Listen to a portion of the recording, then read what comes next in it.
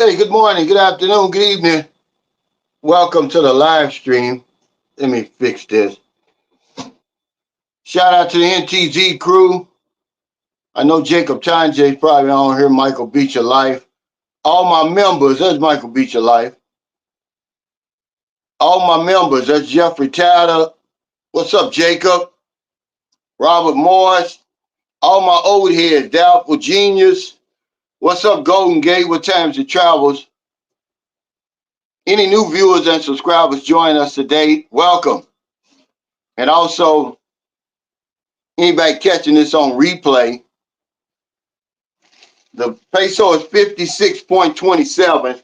It's up today, which is good. I'm glad, since that's what we're going to be talking about today. What's up, Kamal? I want to send my sincerest condolences out to the victims and their families, man, that hurricane over in Florida. I didn't realize it was so devastating, man. You're talking right now 130 confirmed dead. What's up, Chief? Yeah, man, that's pretty damn bad. 130? A lot of devastation, man. I know that I used to have a friend, he would chase those storms like that, not to document them, but to get construction work. And I saw an ad where they were talking about $3,000 a week. I don't believe it. They'll work you like a Hebrew slave for that over there. Mark Richards, I just got back from Dumaguete. I'm in Michigan, moving there in February as I retire. How'd you like Dumaguete, man? Because I was in Cebu, and Cebu, it just reminded me why I always had it number one on my list. But you know, people always want to put the Philippines down. Everybody's moving to Thailand. Well, good. Go on. I don't care.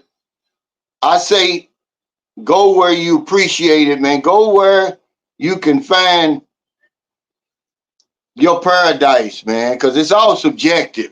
It's all subjective, guys. Okay? You know, the the topic today is the exchange rate and your budget.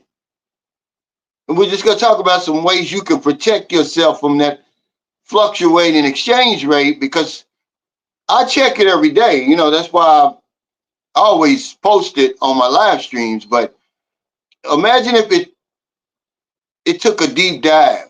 See, we're not protected. A lot of us aren't protected against that. The ups and downs of that thing. I've seen it as low as 41. It's going to determine your financial future in the Philippines, maybe even your retirement. But I want to talk a little bit about some videos I did since the last live stream. Y'all know I just came back from Cebu. I remember I interviewed that guy from Panama where he's visiting the Philippines now to see how he likes it and whether or not he wants to stay or not. He's in Cebu. We were in IT Park. See, I've never really spent a whole lot of time there. Merlin and I, we've rented condos there, but we never stayed there. We'd leave outside. And only yesterday, well, actually the day before, did I realize, man, IT Park, you don't have to leave. You can just stay there. Everything's there. So the next time I go back, hell, I'm just going to go there and stay for the whole weekend or whatever it is. You don't have to go outside and deal with that traffic and all of that. It's almost like, I believe Moncton Newtown is trying to be like IT Park. What's up, W Secret to Success? He said, Cal, you didn't miss Cebu that much. Hell, you didn't even share the chair on that last video. No, I like the city. And it just reminded me how much I really like the city and the hustle bustle. I've been in St. Carl City so long, man. You know, but sometimes you get an itch to get out and just see all the sights and everything, the sounds.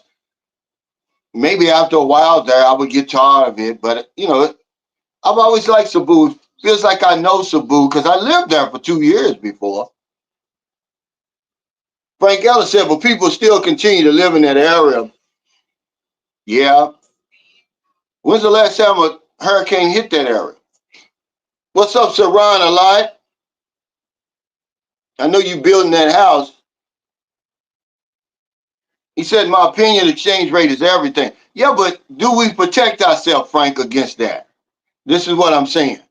What's up, Retard 2019? Of course, when it's high, it's good. What happens when it's low? How are you going to protect yourself? We're going to talk about that today.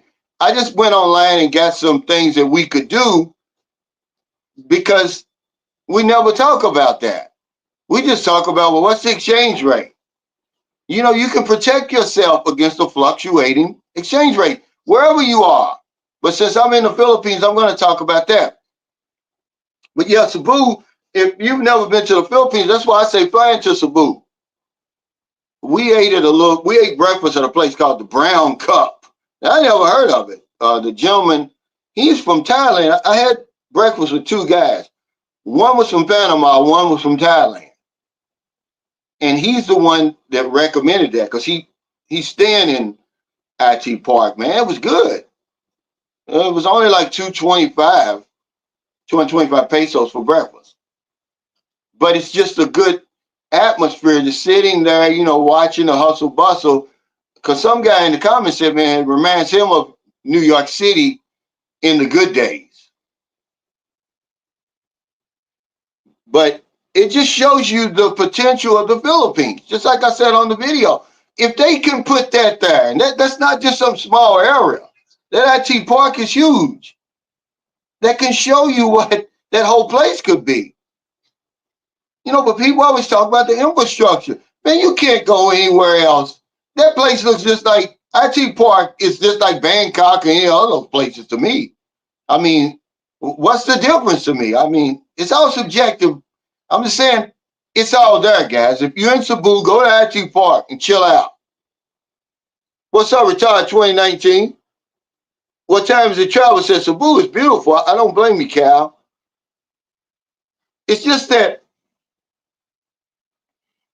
I've been coming to Cebu since 2009. When I first went to IT Park was 2010, but it was nothing like it was now. They were just building it up. I mean, everywhere was just cranes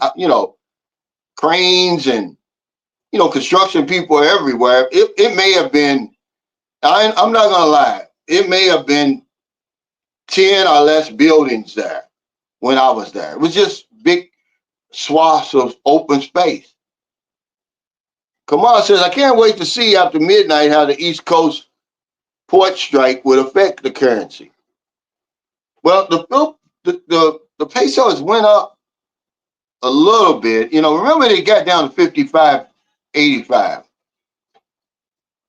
Matt, he says, hello from beautiful Harrison, Arkansas, working my way to West Memphis. Love the Cebu video. Hey, thanks, Matt. I was stationed in Millington, which was, right about 20 minutes outside of Memphis, Tennessee. I used to go to Memphis all the time. As a matter of fact, my commanding officer, not my commanding officer, but he was a chief warrant officer. He was over my division. He was found killed over there. I think he was fooling with somebody's wife. They never figured out what it was, but he was found killed. It shocked everybody. But good luck on your walk. What's up, D. Gordon? He said, just found out that Mutombo and Pete Rose have passed away. Wow, both of them? I saw where Mutombo died at 58.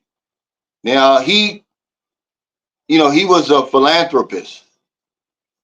And it goes to show you the differences between cultures because a lot of the African athletes, man, they give back tremendously to their communities. But Americans, man, we really don't do that. He built a hospital. Now, I know Michael Jordan donated some money for a clinic in North Carolina, but it wasn't a hospital. I just in my opinion, man, I just think our athletes, especially the black athletes, they don't do enough, man. And then when they go broke, they right back to the community, But Mutombo really was a philanthropist. Pete Rose, I lived in Cincinnati when he was the manager. W Secrets of Success says the exchange rate for the Thai baht is low versus USD now. You must plan for stuff like that. Yeah, that's what we're going to talk about. But let's talk a little bit more about the video I did today. Remember, I'm getting back to the basics for a lot of people. We're our worst enemy. There's something called self-sabotage. And a lot of us, we sabotage our retirements and vacations over here. We want to blame it on the woman. Oh, she scammed us. Or the Philippines isn't this or it isn't that. But you're your worst enemy. Your worst enemy can be found staring back at you in the mirror. And I was just going over some stuff that causes us to self-destruct over here, especially. One of them is, no low self-control. And then you could even say lack of moderation skills. That's what it says. Some may struggle with setting limits or recognizing when enough is enough. That's a big problem over here. That's a big problem over here. He says, as long as the exchange rate stays above 50 to 1, I'm good. Yeah, but see, I've seen it as low as 41. You have to protect yourself, but we don't even think about stuff like that. Hell, listen to this. If I ask you, how much does it cost to go to the movies here in Ayala Mall, you couldn't tell me. But y'all worried about a budget and all that. You don't even know how much stuff costs over here, let alone trying to set up a budget and how much money you're going to need. You're just worried about rent. How much is my rent? Immigration. That's all you're worried about, really. And a woman. But I'm talking about when it comes to budget. You don't even know how much stuff costs. What if you need a pair of blue jeans? You don't know. What's a phone cost over here versus what it costs in America? We don't know. You don't even know what an ice cream cone costs over here. But you worried about a budget. And, people make these budget videos. They give you, a general idea, but they miss out on a whole lot, man. Nobody tracks every peso they spend over here. That's why I don't look at them. You got to come over here and just figure it out. And then at the end of the month, you're going to say, okay, if you really track your spending, you can get a grasp of it. But if you're not, man, you're going to end up exceeding your budget every single time. He said, living in a province, what is he saying? Okay. He said, LOL, I was in Milton 83 to 86. Oh, okay. I was there with you then. I was there in 83. I was there from 82. I was there for, my first 2 years was I had shore duty.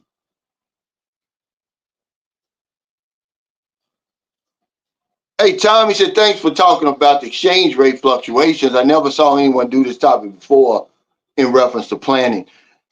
Yeah, we skip over a whole lot of stuff. A lot of this stuff, Tom, is on the job training when you come to the Philippines. But I just feel you're too far away to be making shit up as you go. We're flying by the seat of our pants over here, and that's why a lot of guys fail.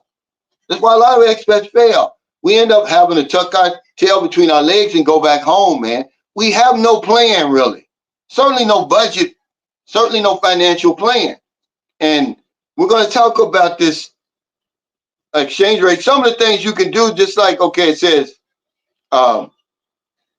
use local currency whenever possible. Okay, that's going to avoid additional costs from currency conversion. See, a lot of times, if you know you're going to be over here in the Philippines, this is a good one, and you're going to be here 90 days, you might as well go ahead and exchange all your money. There's no sense in you holding it, thinking, oh, it's going to go up. What if it goes down? Just go ahead and do it right then and there. That way you're just going to get hit that one time. Because if you don't, every time you go to make an exchange, you're going to be charged. So if you got $2,000, you might as well do the whole 2,000. You do 1,000, you're going to get hit. Then you go do the other 1,000. Maybe the exchange rate isn't as high, and you're gonna get hit with the fees and everything anyway. But a lot of us don't plan. No, we do, Rashad. It's just my perspective, okay? I'm just telling you, it's just my perspective. I've got an opinion. It's not about, they don't do shit either. I'm black though. I'm not white, so I can't talk about white athletes, okay? All right, we're not gonna give them. It ain't talking about we never chased them for that. I'm just telling you, as a black man, I see it. They don't do shit. We raised them. We made them who they are. Give something back. I don't care. You sugarcoating it. It ain't, I don't care about that. Yeah, he said a lot of famous people died in 2024. Well, we're all going to die, guys, And I think it's just like Sigmund Freud said. We're all in denial about dying. Every last one of us, even watching this right now, you're in denial. You never even think of your own death. You never even contemplate it. You think you're going to live forever. Everybody's going to die. Okay? He said, yo, last 2 months visa extension was over 4,000, just extended for 28. Well, it usually is around 2,800. That's usually what it is. I don't know why you paid 4,000. That's usually the rate, Saran, a lot. It's 28.30, as a matter of fact. I do it every 2 months. I've never paid. The only time I've ever paid more is when your HCR card is due. He said living in the province will lead to a slow death due to a lack of entertainment. But let's talk about something else. Low self-control, while we self-destruct over here. A lifestyle inflation is what I called it. All of a sudden, we think when we move to the Philippines, we got more money than we actually do. You don't have any more money. It's not going to be any more money in your hand over here as it was at home, because you're still the same person. You still have the same spending habits. Your thinking is the same. You like what you like. It's not going to make a difference, but that's the mistake we make. We think we've got more money now. So we come over here and we start living as if we have more money. And you, at the end of the month, man, you're going to have less money. You're going to be like, man, I thought it was supposed to be cheap over here. It is cheaper, but it takes a while, to get that into your mind. It takes a while to acclimate over here. But that lifestyle change is what gets a lot of us. You're living above your means. Yeah, the cost of living is low over here. But you're not going to figure that out the minute you get off the plane. That fear of missing out. We rushing over here thinking that I'm going to miss the Philippine experience. All the women are going to be taken up by the time I get there. No women are going to be left for me. That fear of missing out, man, destroys a lot of us before we even get over here. What Times the Traveler says, you have to hang around positive thinking people. Choose your friends wisely, keep your circle small.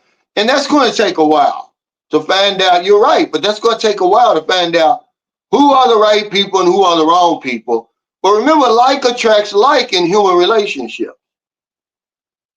If you're a bum in America, wherever you're from, you're going to seek out bums over here. And it continues that cycle, following the follower. They're already their worst enemy. You're your worst enemy. It never ends good. So yeah, it's going to take a while because you're going to need friends over here. You just got to find out who I want to hang around with and who I don't. And you really don't have to hang around people. Go around them, maybe have dinner once or twice a month or something, once a week. But that's that peer pressure. Oh, you should live in Solanaire. You should buy a condominium or buy a car. You start following the wrong people. Move your girlfriend in because my girlfriend lives with me. Or get married. I'm married. Get married, man. What are you doing? You start following the wrong people over here, man. You're in big trouble. And then, the hype. Remember, I was talking about the promotion and the marketing of the Philippines is off the charts now. I don't know if any other country is sold as heavy as the Philippines, man. We lay it on thick. And people, believe the hype. And then they come over here, man, and they get disappointed. What's up? What's going on, Mike? Again, I want to give our condolences to the victims of that hurricane. What is it? Helen or Helene? 130 confirmed dead, man. Wow. Golden Gate says, man, if I went to Angeles City, that would require discipline to stay on a budget. Yeah, and if you really want to know what lack of planning and low self-control or lack of moderation skills or peer pressure, all of this stuff, lifestyle inflation, hype, go to Angeles City. I think it should be a required trip for every new potential expat in the Philippines to spend a week or so in Angeles City. You're going to see it. When we were there, man, hell, I wasn't even there 30 minutes. By the time we got from the airport and we rode and we were riding in a tricycle, no, we were riding in the van to the hotel and we go past Walking Street. The zombies are there, man. They were out at 7:30 in the morning drinking, hanging around the clubs. I think it should be a required visit for every expat who wants to even thinking about moving to the Philippines, man. What's up, Angelo? He says, I track all my pesos. I saw that. You got that out. The month of September, I spent 84,000, not including rent and utilities. That includes my trip to Cebu. Okay, so your rent is what? Another, what? 35,000. So what you say? Another 40,000 on that. So that's almost 2,000. That's not quite $2,000, I don't believe. Why don't you add that up real quick, Angelo, and divide it by 56.27? Now, does that include exchanging money and remittance fees and all that?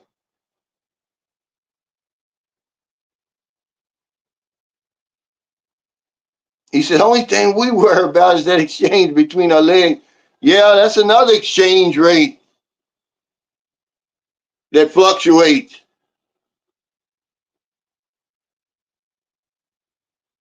He said, I always say 1,500 is the cutoff, no less. I wouldn't feel comfortable under that. The idea is 2,000. It's just hard to say, though. I mean, Angelo just said, now he lives by himself, Frank. He's in Davao. I think you could do it. You just got to have a lot of self-discipline, which we don't have. I wouldn't do it because it's just, I like to do certain things. I like to travel, and that's going to eat into your budget. But I'm not going to tell anybody what I think their budget should be. We don't know. This is what I'm saying. We think we know more than we do, but we really don't. There's no way I could begin to tell somebody how much they needed over here. Everybody's different. Our lifestyles are different. I don't even do it. I don't even do budget videos anymore, even though that's an easy 5,000 views if you want it or more.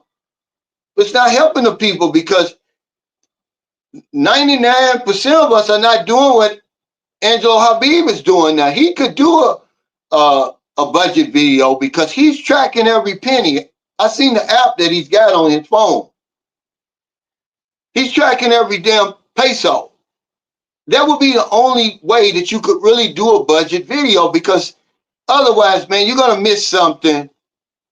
You're not giving them a true figure.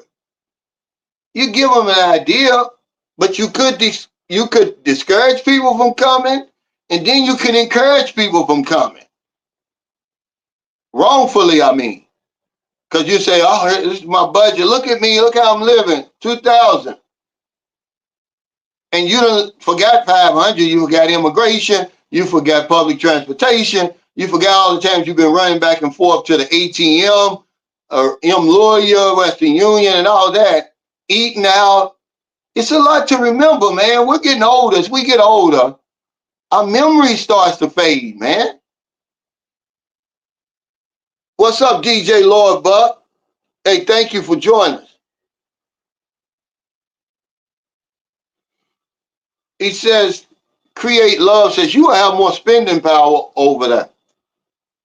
You would think so, but that's going to take a while for you to figure that out because you're coming from a dollar economy or pound economy into a peso economy. You got to understand that. That's not something you learn overnight. It's more than the exchange rate. But let's talk about that, okay? Because protecting yourself from that fluctuating exchange rate, this is what it says online, in the Philippines can be crucial for managing your finances. I added this, or should I say your retirement? But we just overlook it. We never even think about it. We just watch it. Oh, it's 55 today. But we don't do anything to protect ourselves. The first one was use local currency wherever possible. If you're over here for 3 months, go ahead and cash in all your damn money. Just do it right then and there. So now you're using local currency. You don't have to keep going to exchange people, getting busted over your head. Because every time you go, they're going to charge you. It's more money. Just go to one time. Okay? The second thing, it says open a local bank account that allows you to hold pesos, reducing exposure to fluctuations. See, that's what I did.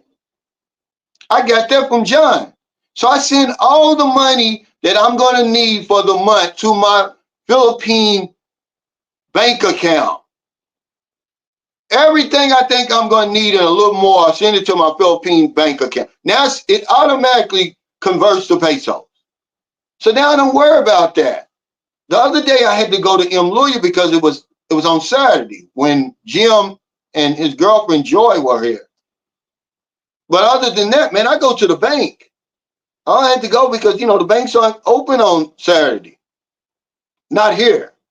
In those big cities, they are. It shocked me. I was in Davao, and that's what I told Angelo Habibu. I was like, wow, y'all banks are open here on Saturday in the mall. But other than that, open up a local bank account when you can. It's usually after once you have your ACR card, after you've been here, really about 90 days. After 59 days, when you go to do your extension, they're going to charge you for that ACR card. But you're not going to get it right away. It takes about 30 days to get it. Then you can go to the bank because you're going to need your passport, the ACR card, and then another, either your state ID or license. And open up your local bank account. Okay, it says right here, it says,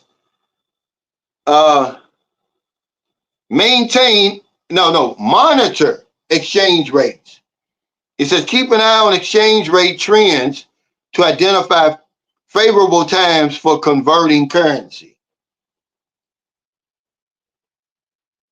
But you have to do the next one if you're going to have a multi-currency account, meaning you can have a dollar account over here and a peso bank account.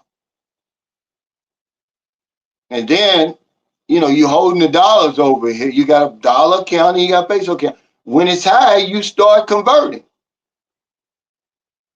Because this went up tremendously since the Philippines opened. When the Philippines opened up, you can go back and look. I believe it was 47. Because it was around 47 or 48 when John died.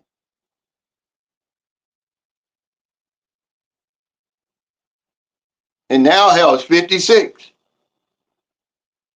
Yeah, but it says diversify currency holdings. It says Consider holding a mix of currencies to mitigate risk associated with any currency's fluctuation. You know, for many of us, it's just going to be that the dollar or the damn peso. But if you got enough money where you can invest in some more currencies, it's going to mitigate the risk associated with that going up and down. We're just trying to talk about some things to do to protect yourself over here. If you're going to be living here, if you're going to be here for a while, because if that thing goes up and down, man, I've seen it as low as 41. He says, Michael Mirday says, great advice. I'm looking to start in the Waterfront Hotel. They have everything there, Visa, passport office, banks, everything to slow things. No, everything. Okay. Yeah, IT Park is right across the street, but it's not the Visa passport office. It's the U.S. consulate. It's actually in the Waterfront Casino. It's right on the side at the same of the casino. Believe it or not, the driveway you come in, you go left to the left to go to the consulate. You go to the right to go to the casino. But that Waterfront Hotel is expensive, man. Why would you start there?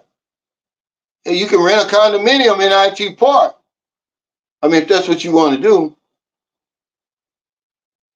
Matt says, great point on the lifestyle issues. If you're a bum here you'll be a bum there. Yeah. Same with AA. If you're a drunk, a geographic change won't help. You'll find the same life. Yeah, that's what happens. We're going to seek out our own wherever we go, and that's what we got. We got a problem. See, I forgot to put this one. Poor habits, Matt, that we've established in our countries, we bring them with us. It's going to sabotage your retirement. They don't sprinkle magic dust on you when you get off the plane over here. The Philippines will change you, but it's going to take some time, man. You got to be open-minded and willing to change. You got to have some willingness, man, to change. What's up, Kevin? What's up, Xavier? Long time, man. That's Ron. He said, if you smoke and drink, expect to spend a minimum of 1,000 pesos a day. Yeah, we don't even know how much a pack of cigarettes cost over here, Ron, but they're already trying to get a budget together. Find out what things cost over here. That'll help you. We don't even know, though.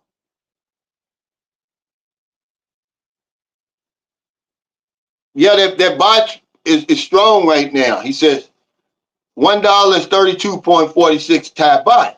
Now, just let me stop right there before I finish reading the rest of yours, because not too long ago, I mean, a very short while ago, maybe a couple of months ago, guys, this is why this is important. That baht was 36 something to the dollar. Okay, but he says, I doubled the monthly living expenses estimate needs based on my lifestyle requirements and to cover unforeseen currency exchange circumstances like what's going on now. Yeah, the baht is strong against the dollar. So even if you're living in Thailand, this is wherever you live. But I'm just in the Philippines. Okay, because that's my next one, W Secret to Success. It says plan for potential exchange rate fluctuations. You know, put it in your budget. Allow a buffer, for expenses that may vary due to your fluctuation, due to the fluctuation. You got to plan on it coming down. See, that's why when people say, oh, you need this or you need that much to live over here, you probably need a little bit more. A budget is not how much your pension is every month. That's a mistake we make. You say, oh, I got a $2,000 per month budget. Do you really? Is it 2,000 net? And why would you want to spend all of that? Don't you want some of it to fall back and save? But I can't tell you what kind of lifestyle you're going to have, what type of apartment and all that. You're going to have to figure that out when you get here. You can get some type of idea, but this peer pressure is big. Why do you think a lot of guys are moving to Dumaguete and Valencia? They can't afford to live up there, man. A lot of the guys who live in there, they got more money than you have. You can't follow them. You're following the followers. Or it might not be your cup of tea. They're going there like, man, it's like living on a big farm or something. I can't, it's too boring up here or whatever it is. It's too far from Dumaguete or whatever. I don't have a motorcycle. Now you got to buy a motorcycle. Stop following the followers, guys. You're a grown man. You can make decisions based on your own choices, man. Like, really, guy. I mean, I'm going to tell you, stop following people. They're going to Dumaguete. Man, if I had a choice between Dumaguete and Cebu, I'm going to Cebu. Okay? Dumaguete can wait. Dumaguete's like a step down from Cebu. I like Dumaguete. Don't get me wrong. But if I'm new, I'm coming to Cebu first. I can always go to Dumaguete. It's only 4 hours away on it's only 4 hours away on that ocean jet or the bus. Hey Dylan, thanks for that super chat. He said, thank you for your advice. I found a wonderful lady on Dating Asia. Thank you for building this community. Hey, you're welcome, man. Somebody said they're charging on Dating Asia now. That was always free, man. They must get the wrong one, man. Dating Asia is absolutely free. I mean, for years and years, I don't know why they would change it. Excuse me. Did you have to pay, Dylan? I thought it was free.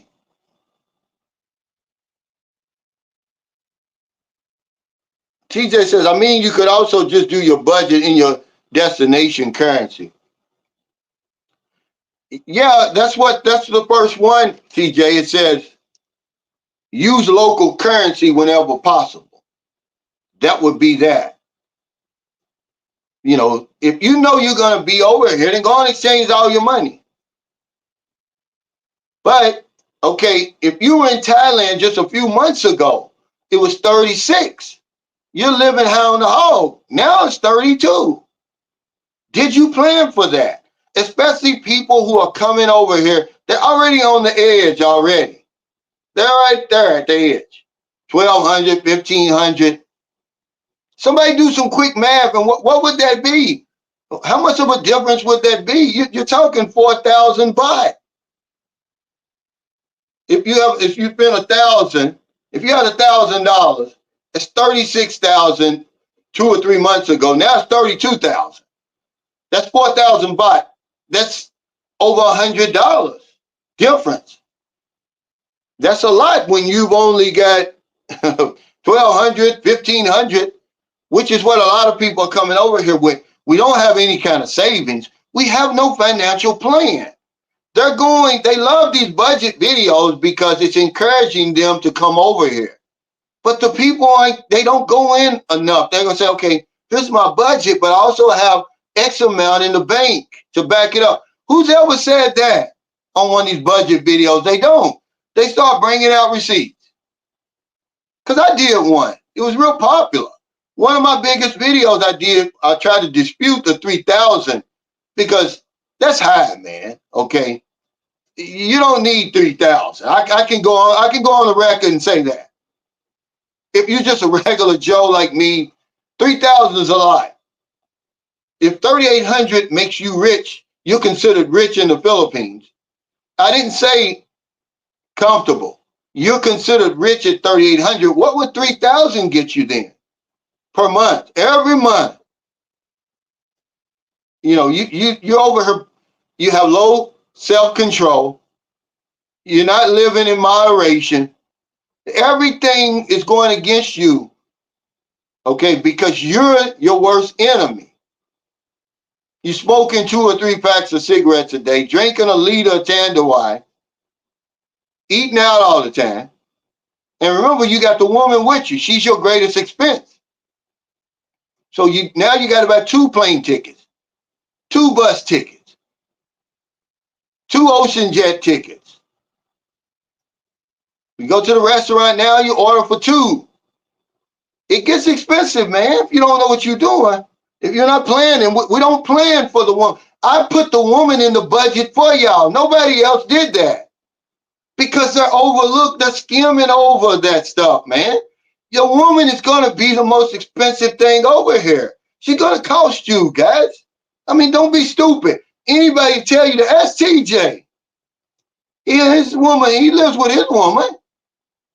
I mean, if he'll be honest, ask him how expensive it is to lug a woman around with you all the time. But you don't have to ask him. You can ask me. I'm telling you. But y'all won't listen. Man, a woman is expensive over here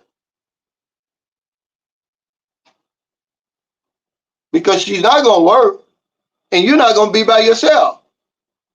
No matter how many videos they make about, I saw where Geo made a video. I'm not critiquing these guys. I'm just saying, I saw where he made a video about older men remaining single. Yeah, but you're married. You got married. You're not single. All that doesn't make sense in the Philippines. They can talk all that stuff all they want. When you get to the Philippines, more than likely, you're not going to be single. And the men who are single over here, they're miserable. Every last one of them. It's like, dude, I wouldn't want your life. There's nothing wrong with being single if you got it all together. I mean, but they're white knuckling it. They're really like, oh, I'm happy to be single, knowing good and well they wish they had a woman. Yeah, that's right. That's what I said, TJ. Go ahead and exchange it all. He said, you need 100,000 pesos a month, just exchange. That's what I'm saying, but we won't do it. We keep nickeling and diming it. It reminded me of when I used to get high. I get my paycheck, I'd be like, I ain't gonna spend number $20. Knowing I should just go ahead and spend my whole damn money because eventually I'm just gonna run back and forth to the dope man anyway. And eventually get 40 20-cent pieces when I could have just got one big rock for 800. It's the same thing we do over here. We nickel and dime ourselves to death. You're gonna spend that money, man, okay? You're gonna spend it. So you might as well just go ahead and convert it. He said, dude, a nice apartment around 150, that's so damn cheap. He said the cheapest rent here in Colorado is like 1,200 for a very small spot. Yeah, see, but this is all we're worried about. When it comes to our budget, is the rent. Well, what about everything else? We don't even know how much a candy bar costs over here. And you're worrying about a budget. How are you going to set a budget if you don't know how much things cost? Just the rent, you're saying. You don't even buy pads at home. When you get over here, you're going to buy pads, liners, feminine wash, underwear, bras. You buying all of that.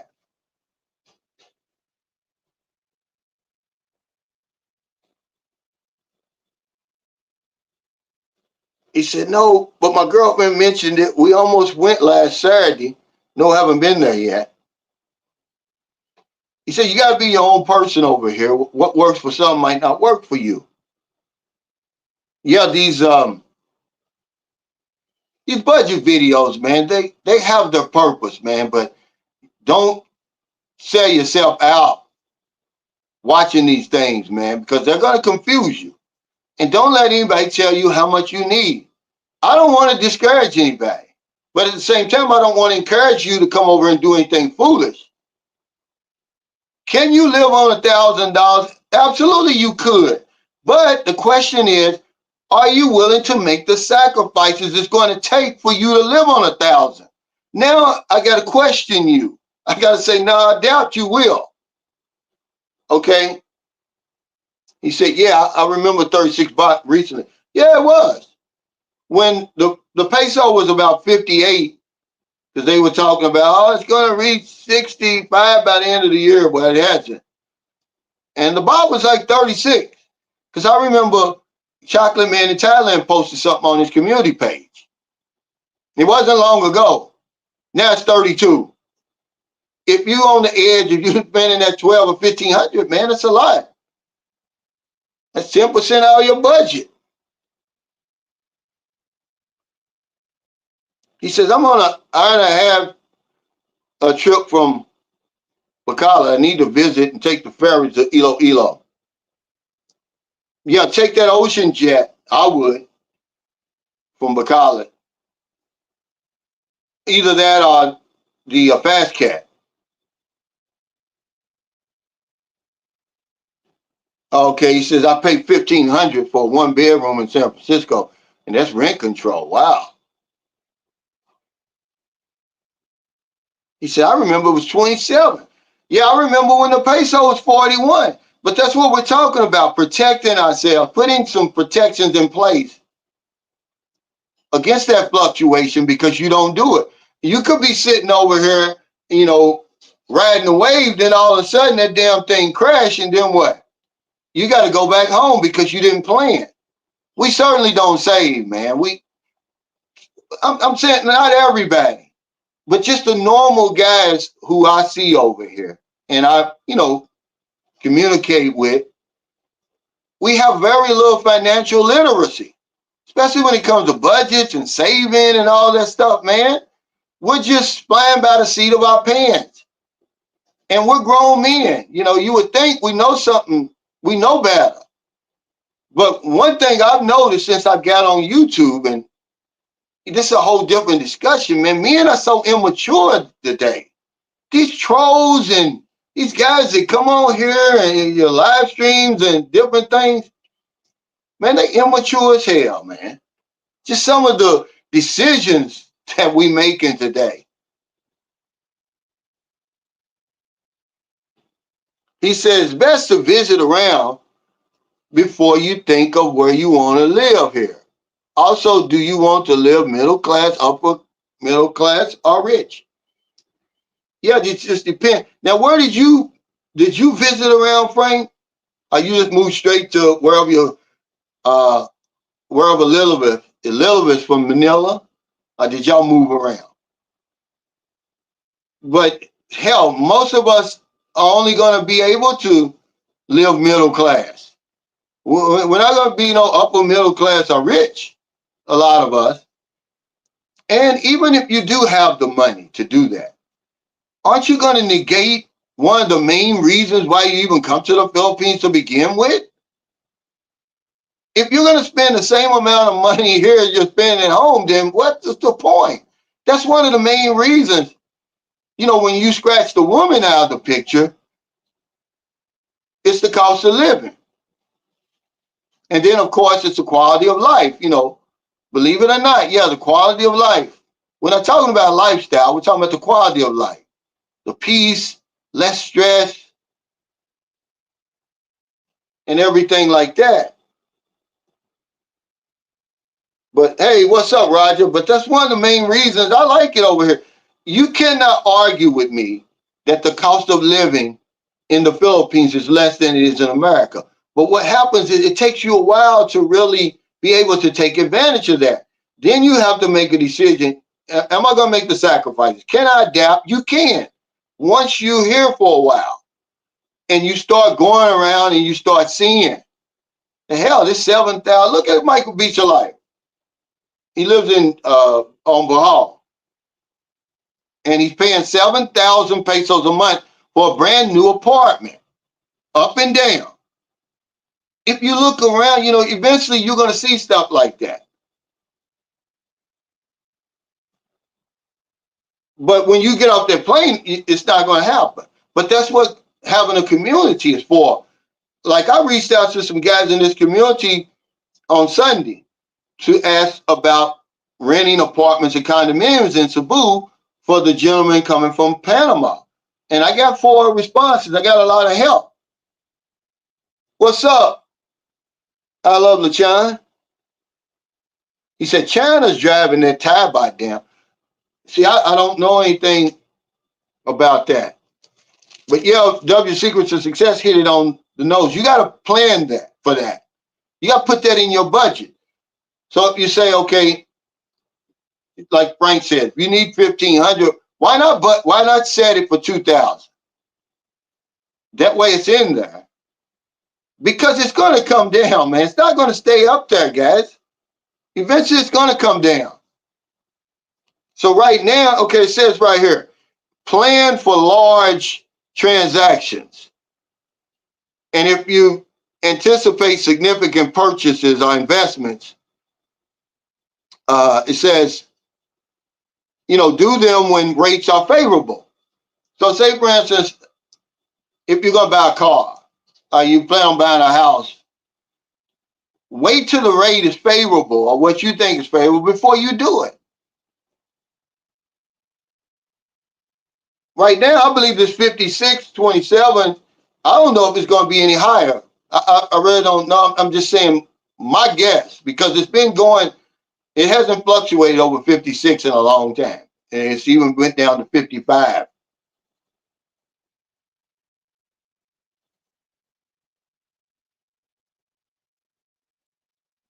W. Secrets to Success says it's about 200 to 300 loss in spending power. Yeah, that's what I'm saying. That's a lot. When you're right at that number, you're sitting right there at that number. Now all of a sudden, you lost $200 to $300 spending power. Now, it's probably some guys in Thailand right now who are panicking. Their money dropped way down. A lot of guys that's over there that was riding that wave. Hopefully they did something to protect themselves against that fluctuation, but we don't even talk about it. That's why I wanted to talk about it today.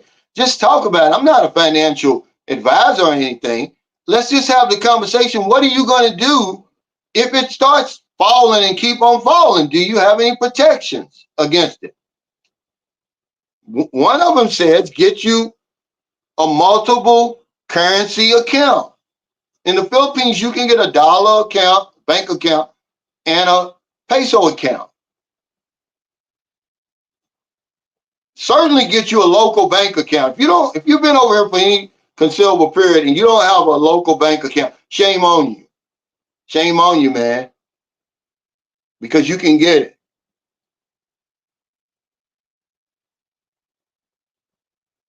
He said it's $3,750 per month, enough to live there in St. Carlos City. Yeah. But you better be retired to live here. This is a slow roll here. There's no bright lights here, but it's clean, it's safe, and $3,750, man, you'd live at the top of the heap. You'd probably live in South Villa. I don't even know if, a lot of guys in Cebu, one guy's in Horizon 101, he's got a 2-bedroom condominium. He's paying, what did he say he was paying? 40,000 pesos per month. I don't even know if there's a place in San Carlos City that rents for that much. 40,000. But yeah, we're in the Western Visayas region, and as you go down, the cost of living gets even lower. But here, you're certainly going to need a car, a motorcycle. You're about 2 hours from Bacala. You're about, 3 hours from from Cebu. You're about 5 hours from Dumaguete. But it's really, really slow here.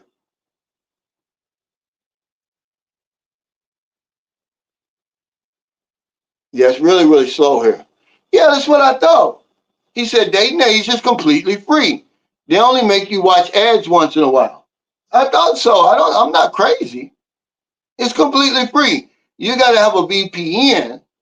If you're still in America and you're trying to go on there, you got to have a VPN. Otherwise, they're going to recognize that you're not in Asia and they're going to delete your account. But it's always been free. He said it's $29.99 now. No, it's not. He said the DR is 60 pesos to one. Yeah, but what is the cost of living though over there? Inflation and all that. Okay, he says, yeah, don't forget that. That's what I'm saying. The woman is your number one expense over here. And we never even figure that into the budget. It's like, oh, that comes free the minute I get to the Philippines. That's expensive, dude. What's up, Philippine Paradise?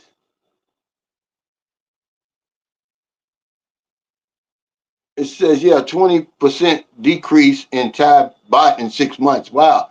Yeah, just 6 months. Just imagine that.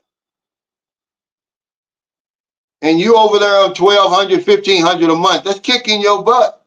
So that's 20% of your spending power gone. Now, your budget's really tight. That's 2 less beers a day, 1 less bar fan.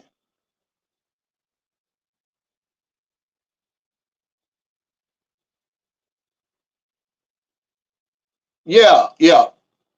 But it's not true. When guys say all older men are electing to remain single, not here. Maybe around the world, maybe in America, certainly. But I would say 7 out of the 10. Now I'm gonna say 8 of the 10 single men that come over here, they eventually get with a woman. And the ones who are living by themselves, they had a woman and broke up.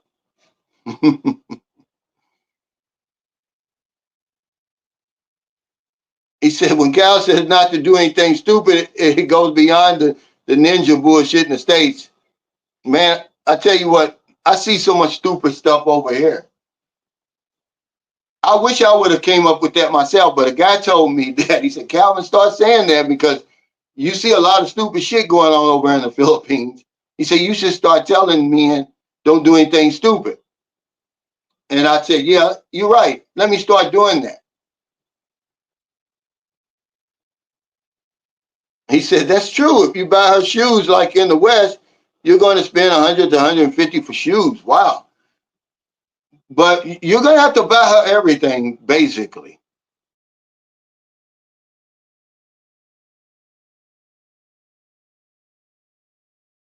On clothes.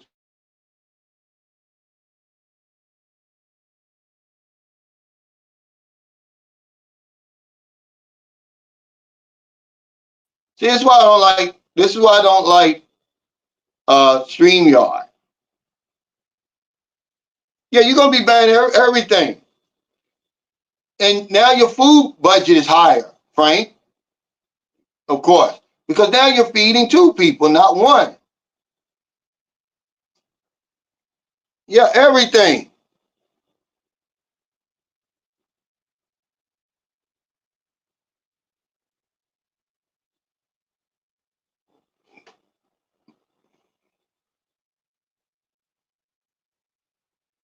He said, you're paying top dollar for the box.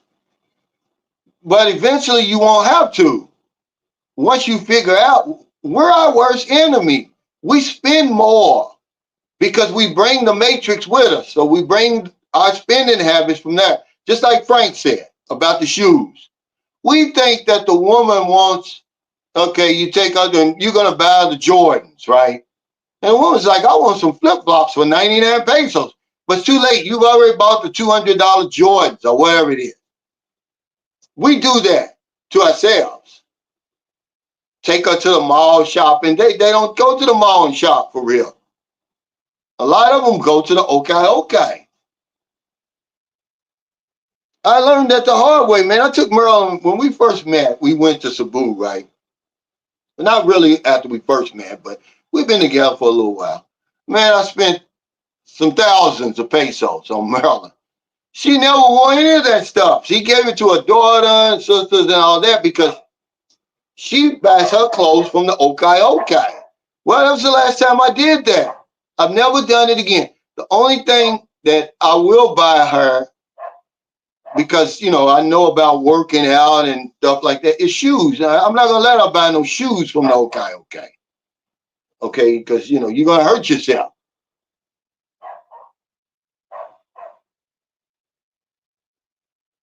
Yeah, he says, very hard to be single man and living in the Philippines for me. Forget that, I'm paying. And very few men are single here. Like I said, if they are, they had a woman before. and it didn't work out. And they figured, well, okay, they found another way to do it.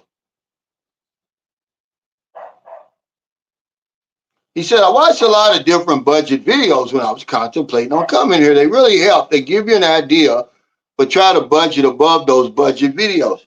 Yeah, because they leave out a lot of stuff.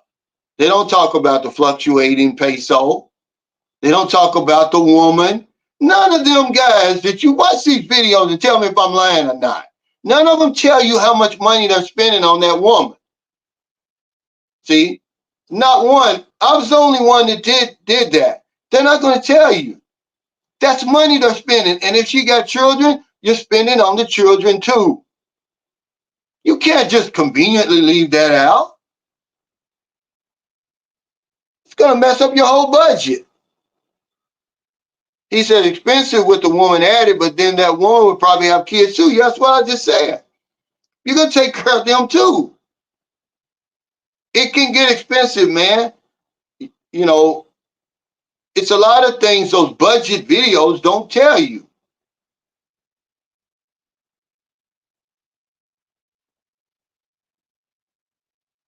He said the exchange rate should make a lot of guys rethink their strategy. I would think there's somebody in Thailand right now doing a video about that drastic fall right there. I mean, if they're not, shame on them, man. If I'm in Thailand, I'm making a video like, dude, look at this. It went from 36, now it's 32. I think I was reading, it was just today, but I didn't see the number, what the exchange rate, because I don't live in Thailand. But it said the Thai baht, I believe it says it's the strongest against the dollar has been in 8 years or something. Somebody correct me. There's an article, I believe on Yahoo.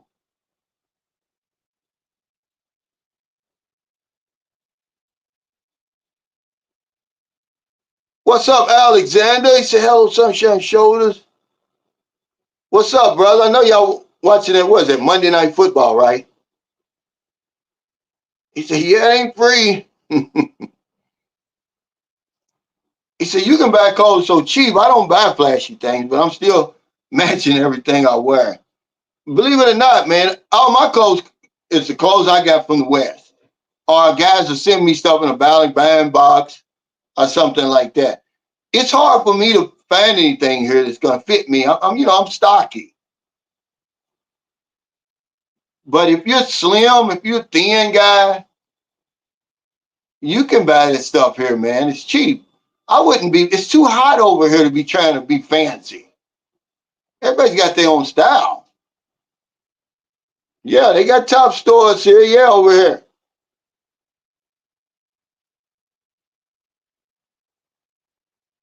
He said, no baby oil.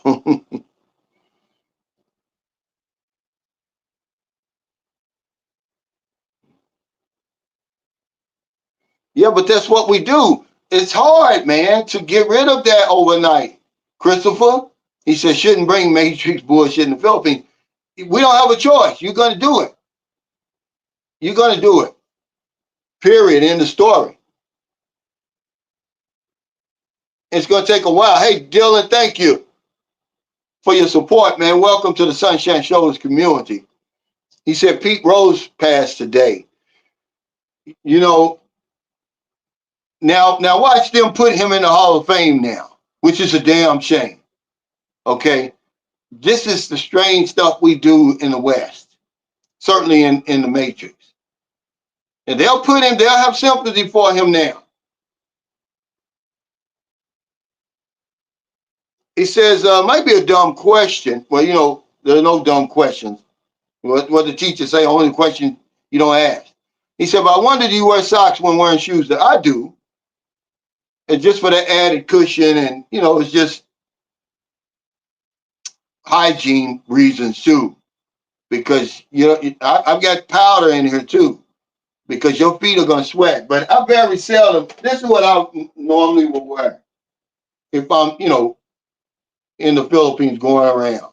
I wear my shoes if I'm going to fly, if I'm on public transportation, if I'm going to the gym. Otherwise, it's those slippers. He said, you going to buy your woman leather shoes or plastic shoes? I buy Maryland good tennis shoes to work out in. Hey, Robert, he said, Cal, how long did it take you to get that exchange calculator out of your head? Man, I ain't gonna lie, I don't know. It just happened. But it takes years. It takes a long time. I just woke up one day, and if I'm not on here, I won't say dollar. I don't say dollar anymore. It's pesos. And I know the value of the peso now, just from living over here. If I see something, it's like, what? They want 300 pesos for that? I already know it's overpriced. But it took a while, man. That's a good question. I just woke up one day and it was gone. It takes a while. But you got to be conscious of it and keep working on it, because otherwise you're going to spend more money because you're spending in dollars. You're not spending in pesos. You're going to look at something and be like, oh, man, that's only 500 pesos. That's what, $9. But it may not be worth 500. It may not be worth 500 pesos. Yeah. DJ Buck says, Dikembe Mutombo, Chris Christopherson. I got news for you, man. We're all going to die. Sigmund Freud said it. We're all in denial about our death. We never even contemplate it. We don't even think about it. We're going to live forever. No, you're going to die. Do you plan for that? Most people don't even plan on dying. Yeah, Chris Christopherson. Well, hell, he was 88. Give me 88. It's like people crying over Sidney 48. Hell, he was 93 or something like that. Plus, those guys are living just unbelievable lives, man, in comfort and everything. He said over 250 is expensive, yeah, to a Filipino. 500 is expensive for me now. Yeah, you eventually get it, because you'll see a hammer or something. You'll be like, what? You want 900 for that lock or whatever it is? It's gonna start registering in your head. Yeah, it's hot here, man. He said, I thought he'd been there. Yeah, they're gonna put Pete Rose in the Hall of Fame now that he's dead. They're gonna have sympathy for him. When, I don't know, man. As far as a player, come on, man. That man did what he deserves to do. There's nobody in the Hall of Fame with that old morality stuff. They've all done something. But they're going to say, oh, he bet on games or he gambled or whatever it was. That shouldn't keep him out of the Hall of Fame. It might keep him out of heaven, but it shouldn't keep him out of the Hall of Fame. Yeah, it's life, man. Enjoy your life, guys. This is what I'm talking about when we're in the fourth quarter. A lot of times we take ourselves too seriously. Go ahead. If you want to fool with a 20-year-old over here, the hell with what people are talking about. It's your life. Okay? Remember, time's not running out, but your life is. So you can live that hesitant, halting lifestyle. Man, that's one thing I got away from. If I want to do something, I'm going to do it within reason. Yeah, 94, I mean. Yeah, show some love, guys.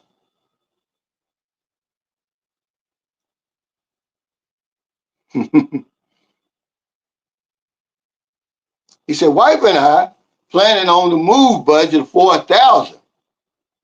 Yeah, I'm a fisherman. She's a farmer. What's the best island to be real?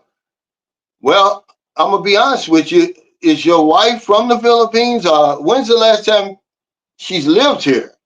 Are you both Westerners? I would come in here in the expat alley first. I wouldn't try to jump into one of these provinces right away.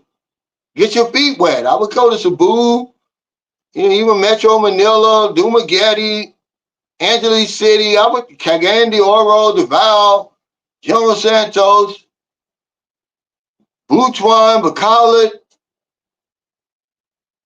And then, once you get your feet wet and you start moving around, because this is where the hospital, this is where the health care is if you need it.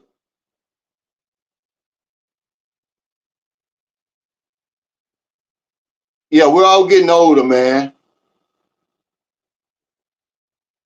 He said, yeah, you better get that out of your head. Dollars are dollars and pesos are pesos.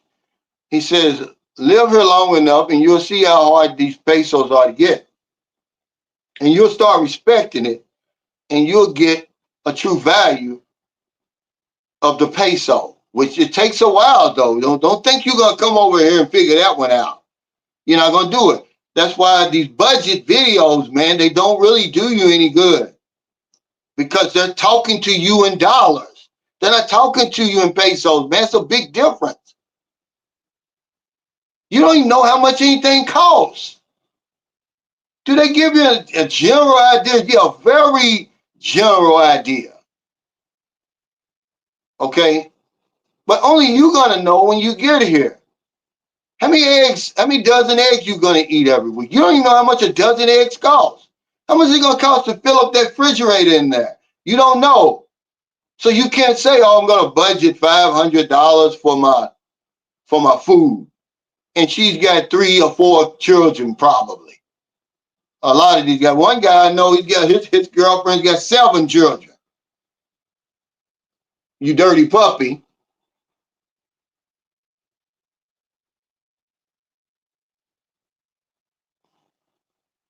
He said, I started dreaming pesos. He said, I'd be happy to live to 80. That's a blessing.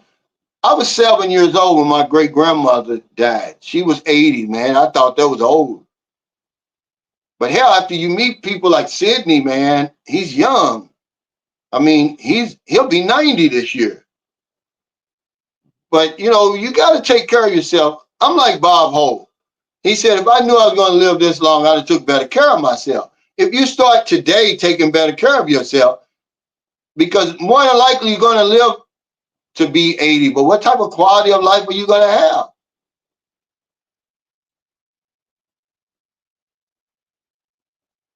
Yeah, yeah. Man, Pete Rose deserves to be in the damn Hall of Fame.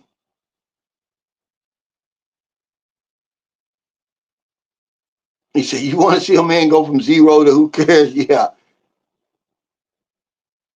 Yeah, those guys, but we're all going to die, man. He said Reggie Bush got his Heisman back, but you know, they had to give him that back, big dog. That would have been pure hypocrisy when they're paying people now 10 times more money than him. Yeah, because I was watching, okay, he said, so put Pete and Barry in the Hall of Fame. Barry Bonds deserves to be in there. Okay. I was watching a video on steroids. It was, they were talking to Ronnie Coleman, you know, and they were talking to a bunch of other guys that, you know, that were uh, big time athletes. And they said, you know, even though you take that stuff, it doesn't mean you can hit that curveball, man. You can dunk a it's not going to make you dunk a basketball. They're saying that steroids should only be illegal when you've got mono, you know, when you boxing and different things like that. Football, where you could hurt somebody like that. But, you know, baseball, man, everybody's on something. Everybody's on something, man. You see how they finally got Lance Armstrong. Now they know good and damn well that you have to be on. This was in this documentary. They know good and damn well you got to be on some type of performance enhancing drugs just to finish the Tour de France. You own something, okay? You can't just do those type of races like that, man, without just get off your couch or train and do that kind of stuff, man. It's hypocrisy. Yeah. It's let me take Booby's shoes off.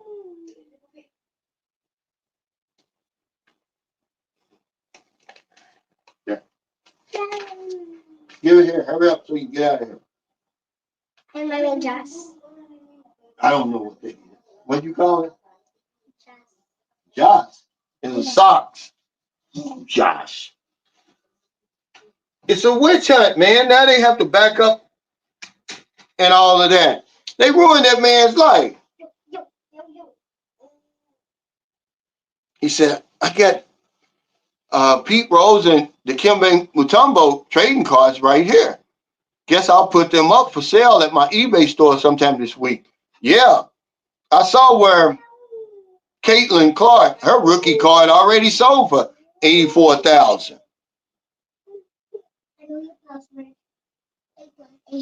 Yeah, yeah. Yeah, Pete Rose got to go in, man. Come on, man.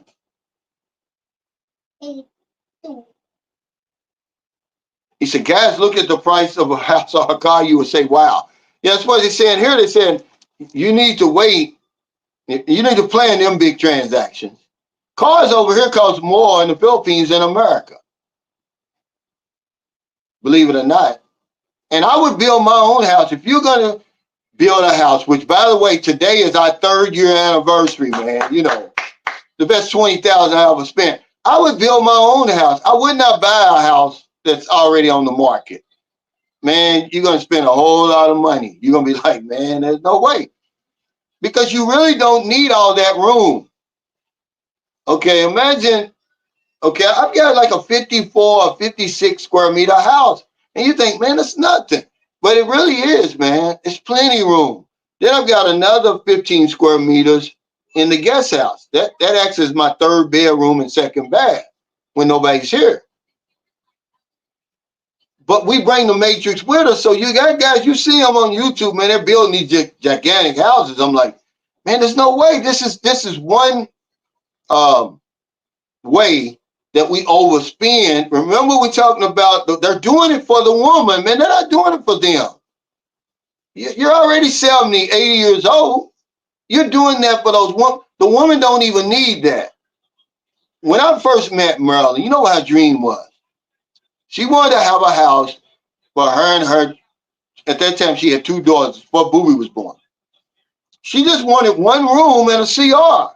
She just wanted something to call her own, man. Y'all don't realize how tough it is over here for people. But we bring our matrix thinking over here. We overspend on women. Because people from the West tell me, oh, man, you spent $1 million on that. That's nothing.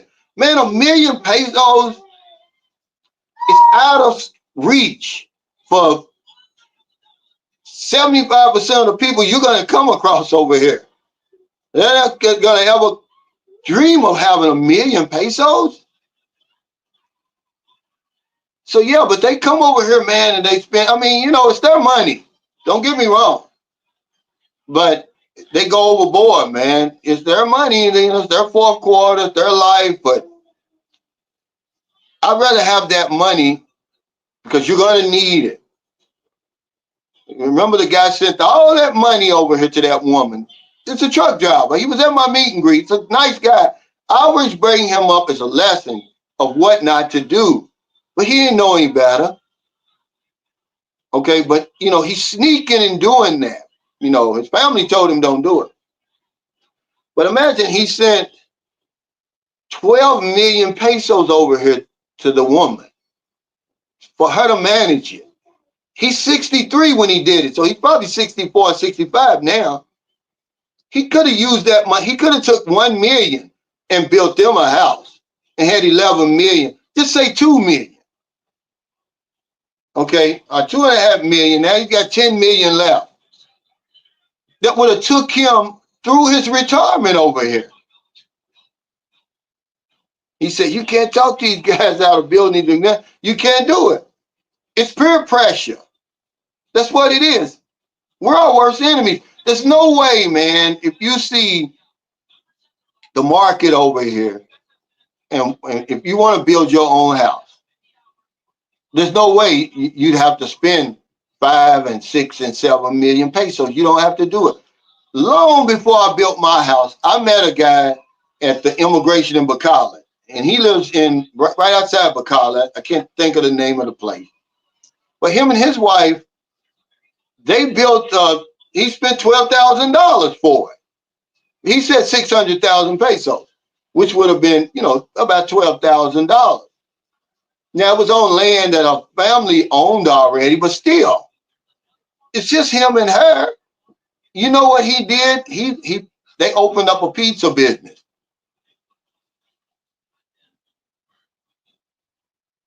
He said, "Oh, you need to give consultations on how to handle yourself after the tune-up, because overspending is a byproduct of the tune-up. It is." He said, "You're better suited to give the game as a survivor of the tune-up." But you can talk until you blue in the face, Rashad. That tune-up is powerful. It's more powerful than anything I'm going to say. Because if a guy comes over here, he's 65, 70, 75, 80 years old, and he spends 5, 6, 10 million on a house, you got to question his sanity. I mean, really, you do. Because it doesn't take that much. It doesn't. You're talking about a woman who lives in a squatters area or up in the province in a kubo most of the time. Look at what these kubos are. I'm not putting anybody down. I'm just giving you facts. This is where they live. Then you're gonna put her. She's not even gonna appreciate it. You're gonna take her from there. At least put an apartment first. Okay, let her live that way for a little while. They go from that to this big McMansion. No way. Then it's gonna take money. Remember, it's gonna take money to maintain the damn house. So if you're not around, if you break up or you die or whatever, you go back home, they're gonna sell it. They can't afford to keep it. But we don't think about that.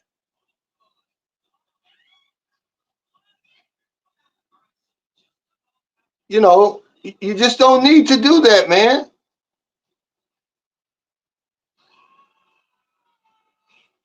Yeah, if you're not healthy. I was watching a doctor, he was talking about Kevin Samuels and how he really died. Well, you know, they said hypertension. He said, but hypertension is not a cause of death. It's a symptom of something else. And he went through his records and stuff. A lot of people don't realize that Kevin Samuels was a cancer survivor. Okay, and because he was, um, it had weakened his system, and then he was taking a Tenolol, and he was taking a lot of stuff, man, that had a lot to do with, because they were saying, oh, it's the energy drinks. It wasn't the energy drinks that killed it. Go on YouTube and you'll see it's a real doctor. He's going through and say, you know, this is the cause of his death. But if you're not healthy, man, you certainly shouldn't be having sex. He had all, you know, heart problems, man.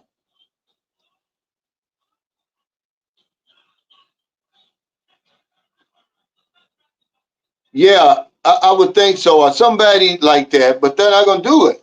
They're partying over there. It's all one big party in Thailand. You know, it's just one big party, it never stops. Just my buddy went over there, poor man passport got help. He's partying. He could talk about it, but I don't know if he's been over there long enough to see that drop. But somebody needs to do it. Somebody needs to warn guys, hey man, look at this drop. But it's all, you know, it's all that's the thing I have about that community. It's like everything, no one ever says anything like, you got to go to some far off vlogger you never heard before, and then they'll tell you, so I don't come to Thailand, you know, the dark side of Thailand. But the guys who you would expect to do that, man, they won't do it. It's all, everything's good over there. It's utopia. I don't buy that, man. I don't buy that. He said, my dad used to tell me that, Cal, you can't sympathize with a fool. A fool always be a fool. Yeah. I'm not trying to save anybody anymore. Okay. I took off my cape, man. So real life said, yep, real talk. He said, my small house, she looks like she's walking through a mansion. Yeah, it's on the family property, so it's not going to waste. Okay, how big is it? I believe your house is what? Something like 60 square meters or something, but you got it upstairs. How big is it, around a lot? I just want to give these guys an idea of what you really could do with your money over here. You don't have to spend these big houses, man. Okay, I got a friend over here. You know, he's got that kind of money. It's his money. But he bought a 6-bedroom, 6-bathroom house for the woman. The woman was homeless when he met her, by the way. This is what I'm saying. This, you know, but what can I tell? He's a grown man. Like, you don't do that? No. I'm telling you, don't do it. You don't have to do it.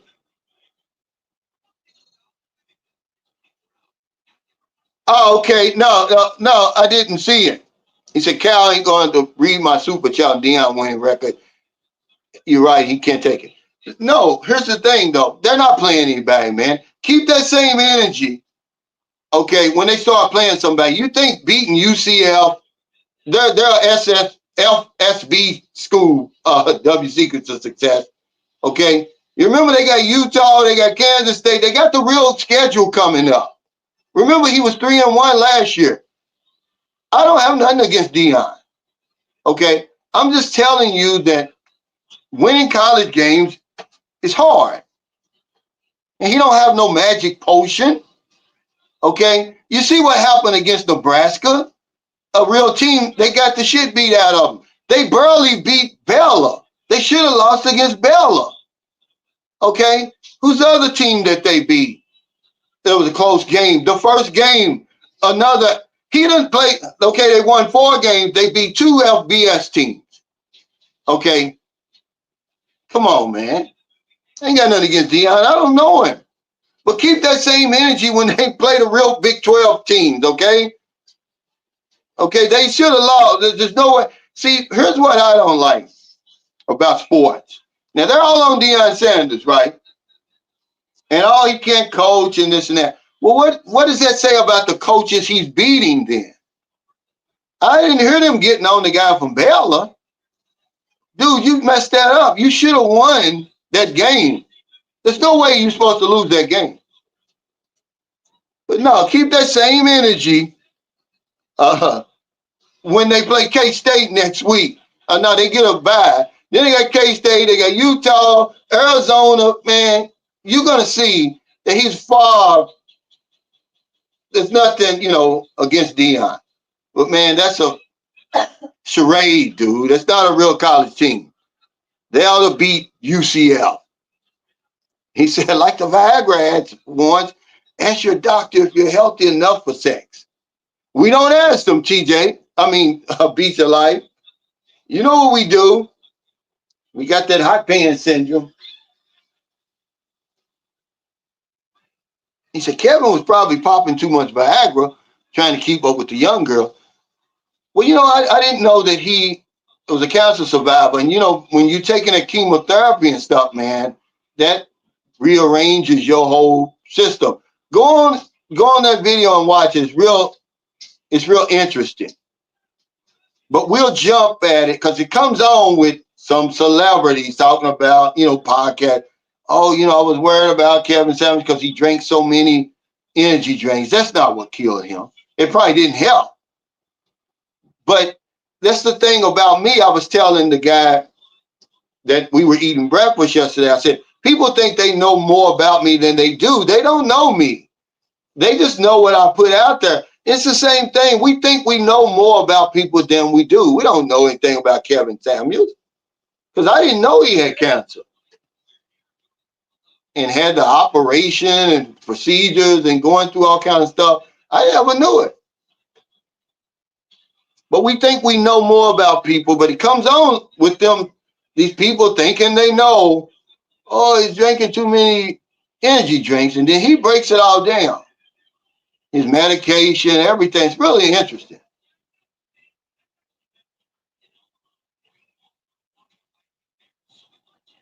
He says, Sammy Davis, what's the name of your club, man? I should be slapped. I couldn't remember it. This brother right here owns a club in Angeles City. If you're in Angeles City and you part of this community, man, shame on you if you don't go and patronize this man's place. It's a brand new place. He put a lot of money into it. Food tables, women and everything. What's the name of that place? He said there's far too many cases of a foreigner building a house or business shortly after he ends up on the street, starting over, especially if he's, married to the woman. But, of course, we don't listen to that. It's not going to happen to me.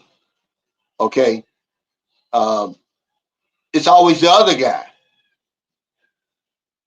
I'm just saying that if you're going to build a house, you don't have to. I'm talking about the women that we're dealing with, guys. You're not dealing with the Aquinos and uh, the Marcoses and all that, where you got to come over here and build that kind of house, man. You're talking about the women we're dealing with, man. They would be happy with a 1.5, 2 million peso house. That's beyond their dreams.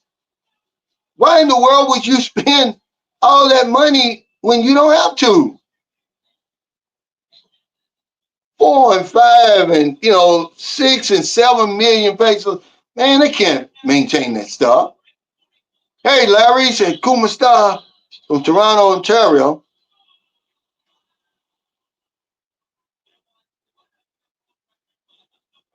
He said, what if Colorado wins a bowl game? And see, y'all living in hypothetics now, TJ.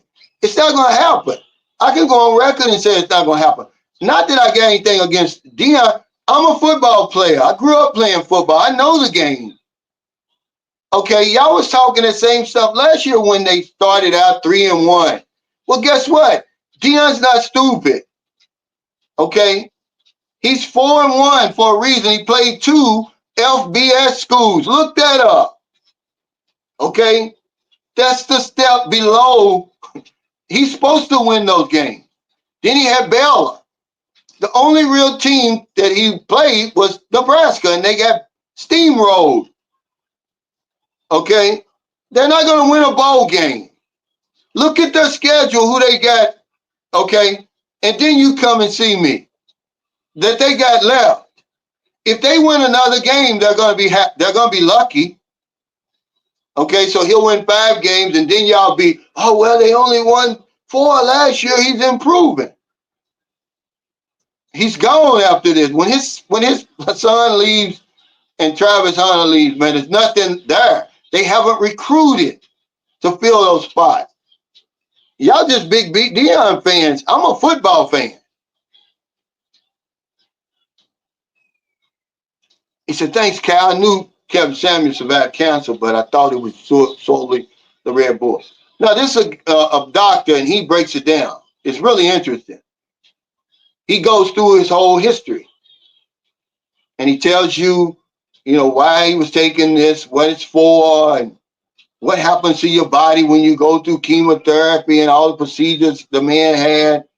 It didn't help, I'm sure. Yeah, he died. Well, brain cancer. He said, how did Mutombo die? Yeah, brain cancer. But he said about 2 years ago, exactly 2 years ago, he said he was seeking treatment for a brain tumor. You better live now, guys, okay?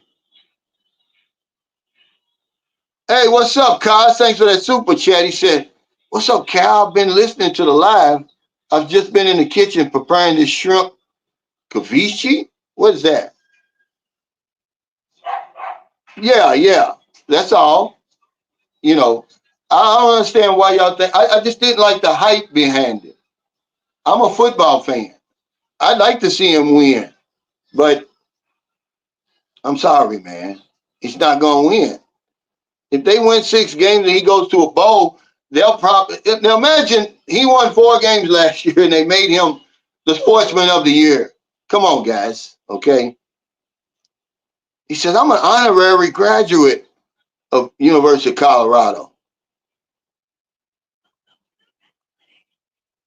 Yeah, but it's not the same team, guy. It'll be a difference. This is what people always say. Let's get off this stuff, man. This is like religion and politics. But it's not the same team. He didn't take that 1-10 team, okay, and win 4 games last year. It was a whole different team. He won 4 games. It just had Colorado on the front, guys. Okay, stop with that. Okay. And I really could care. Okay, yeah, they got he's making a lot of money for the university. okay, and all of that. How's that benefiting you, by the way? No, no, no, no, no, no. You don't know what you're talking about. UCF can never compete for a national title. They're in the FBS, young man. You need to know what you're talking about. Okay, North Dakota State was in the FBS. These are teams they're supposed to beat. Okay, Richard?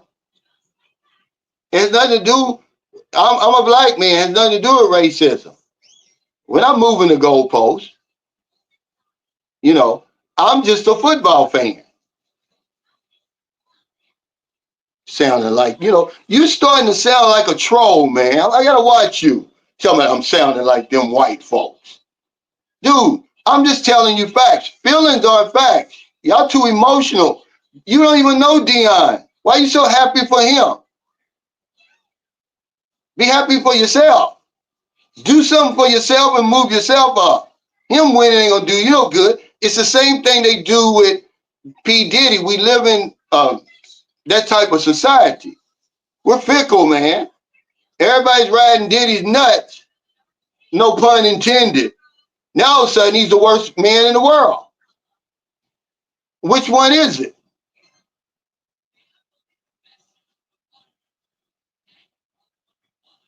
I'm just telling you facts. He said, I was telling the employer today that I need to take some time off. I'm aware of my mortality more so every day. They're going to replace you, Jesse. They don't care, man. Hopefully you got an understanding employer that'll let you take some time off. Or take some time off. But we get entangled into that 30-year mortgage, that marriage and all of that when we're young. We don't even have time to think it all the way through. We've been indoctrinated with that. Go to school, get a job, get married, buy a house, raise a family, and then die. That's most of our story. Go to Disneyland every other year. Or go to Florida, take a cruise.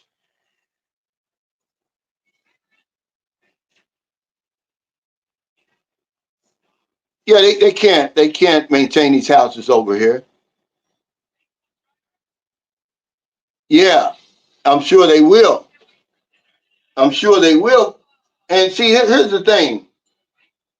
This is the media for you. He should be on the hot seat, but he's not. He's certainly on the hot seat. He said, yeah, none of us are guaranteed tomorrow. Dude, the team that they just beat, University of South Florida, or Central Florida, is not in the Big 12. Okay? You're crazy, man. You don't know what you're talking about, Rashad. If you think the team that they just beat is in the Big 12, Colorado's in the Big 12. The team that they just beat is not in the Big 12, dude. Get off of here with that. You sound like a fool now.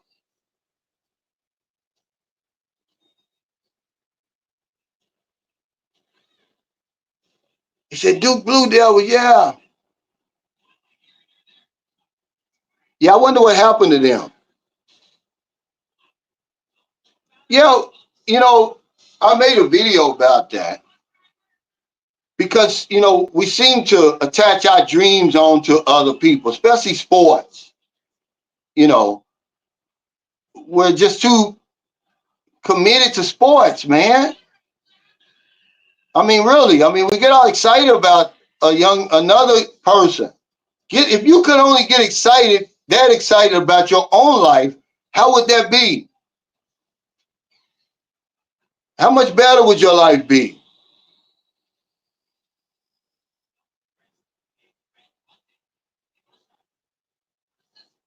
Well, you're talking crazy, Rashad. I'm just saying. If you said that UCF is in the Big 12. You don't know what you're talking about. Colorado's in the Big 12. I'm not going to argue with you about that. It's all subjective. Okay? You better be thinking about yourself as an individual. These people could care less about you and your family and your well-being. So why you care so much about them? It's crazy. What's up, Tim?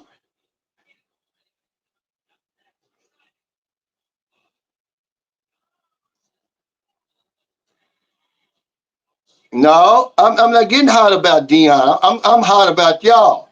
See, you don't know me, man. Y'all think y'all know me. I could care less about that stuff. I'm a football fan.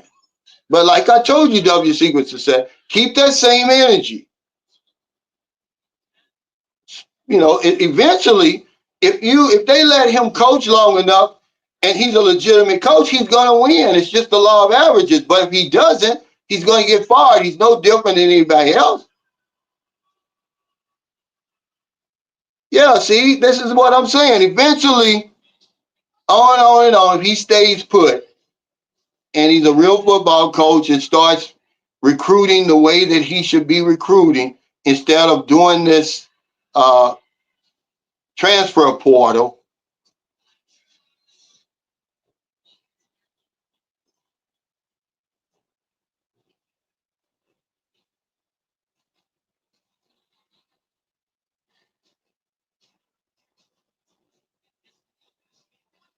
Yeah, Colorado's in the Big 12.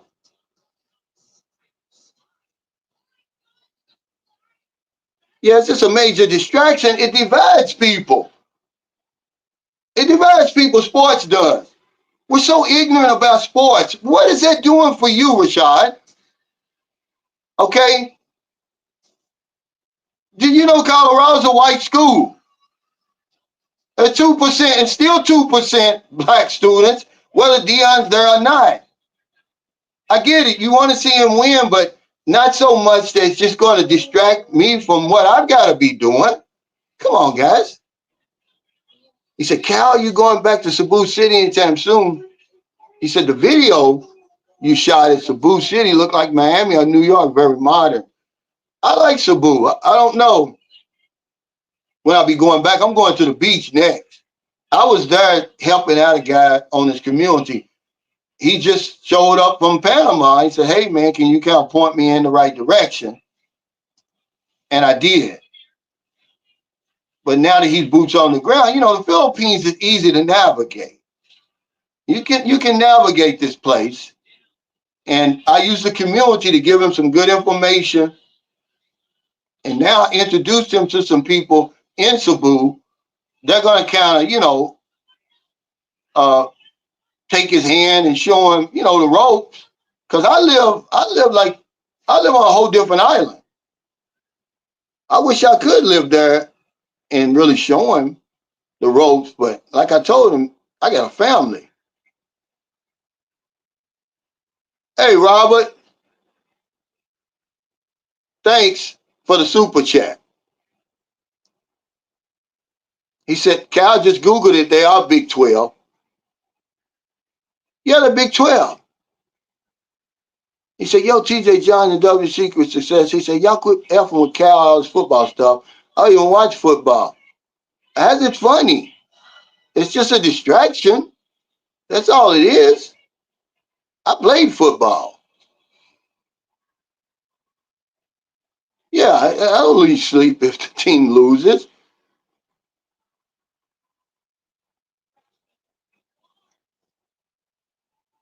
It's just another distraction. Same as the election, same as the Diddy stuff. Now you got people on one side, they're saying, hey, give Diddy his due process. Then you got people on the other side, oh, yeah, you put him in the electric chair, not realizing there's something in America called due process. And it's the same Diddy you was riding his nuts all them years, wishing you could be Diddy. He says, Harry Shoulders arrived in the PI yet? Not yet. He jumped back on the hamster wheel. He might be on the hamster wheel right now.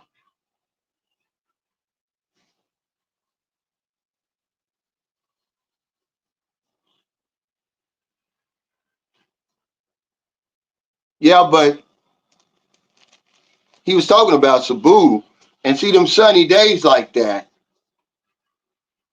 when everybody's out and about. See, it's just slow here um, in St. Carlos City. You got to be retired, or you're not going to like it here. It's a lot to do, but you got to go out and get it. Like when TJ and them was here that time, we went up in the mountains.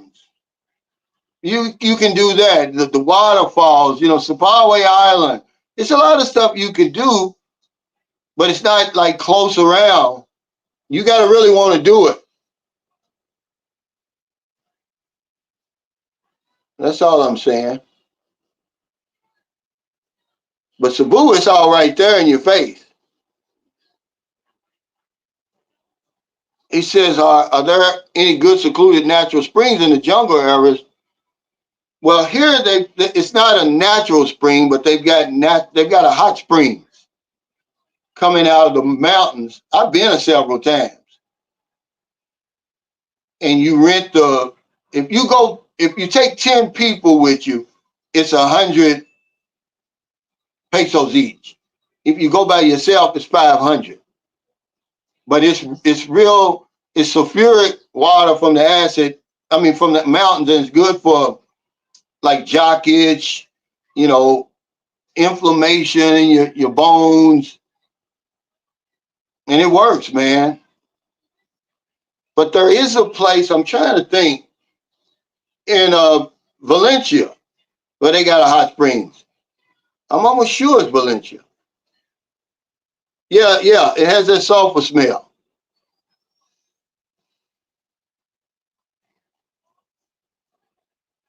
It's really nice. They said too many guys are working till they fall dead. We've got caught up in that cycle, man. New cars, the 30-year mortgage, depending on when you purchase that thing, that's going to, you practically, your life's going to be over by the time that's paid off. Imagine. I was 42 when I bought my first house. So that would have put me at 72. And it's not like I can retire and pay that big ass mortgage. I was going to have to keep working.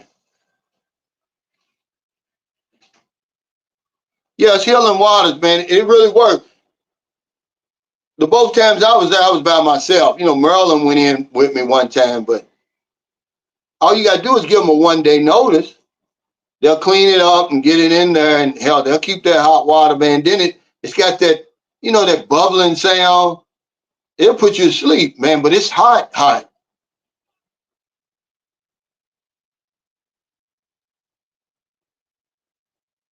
Yeah, it's hot, hot. But uh we get in debt so early, man, Tim.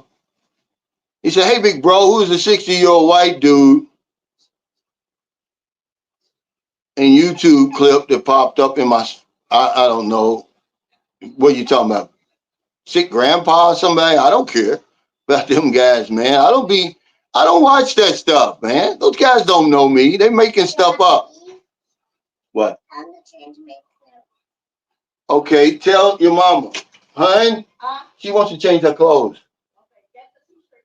Get your t-shirt.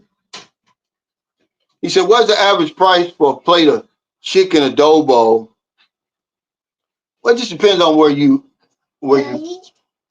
Okay, go in there, and I'm not gonna put it on. Your mama's gonna put it on. If you go to a regular restaurant, it's probably gonna cost you somewhere in between 150 and 200 pesos. It's better to it's better to have it homemade. But guys keep talking about UCF's in the Big 12. Y'all don't realize they stepped up. They're coming from the FBS, guys. You can't change your program in one night. They supposed to have won that game. Okay? See me when they play Utah, Kansas State, Arizona, real teams, guys. That team, go see what UCF was. It was a FBS team, guys, okay? They moved up to the Big 12. They're not nobody, man. They were supposed to win that game. He said, I'm glad I went to the 15-year mortgage. Yeah, so how much longer you have? Because I went through a program when I bought my house. It was called Homeowners Partnerships or something like that. And hell, they didn't even give me they shot my application and through the banks, and I didn't get a chance for a 15-year mortgage. It was 30 years. But that's the only way I could afford it. And the smart thing that I did do is I put my mortgage, my homeowner's insurance, and all my taxes all in one payment. Even though I was paying like $907 a month, it included all of that. Because my mortgage is only like 600 something.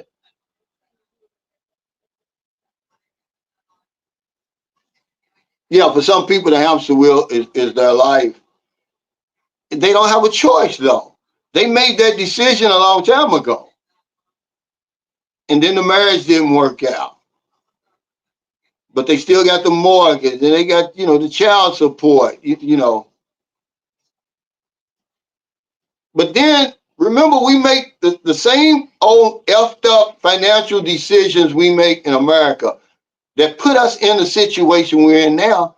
We come over here and continue that same line of thinking. So you come to a place like the Philippines, you got Medicare. An insurance is potentially worth millions of dollars, and you throw it in the garbage. Those are the type of financial decisions that put you in the jackpot situation that you're in now. So you continue to make those type of decisions, expecting your life's going to get better. How? You don't save. You don't invest. You don't help anybody. If you was a bum over there, you're just going to be a bum over here. That's all. We're trying to be better. That's what my channel's about. I don't want to be the same. I don't want to be the same guy I was over there. He said, when I went to the mountains of Valencia and just chilled in the rain, cleared up some acne I had. Yeah, a lot of guys go up to Valencia. They're just following people, man. They get up there and they're miserable. That's not the life they really wanted. But remember, we're laying it on thick. We're promoting the Philippines strong, heavy. And instead of guys saying, okay, let me go over here and do this 90-day fix. Let me see what it's really all about. Or Thailand or Vietnam or whatever it is. We're going solely on what these vloggers are saying. And we end up in some jackpot situations. You're selling your house over there. It's the reason you're in the situation you're in now. Those type of financial decisions, man, you don't even know if you're going to like it here. If you've got a house, you paid it off, because a lot of us are older. Why in the world would you sell it? You could never get that house back, certainly not for that same price or the same interest rates and all that, but we give all that up.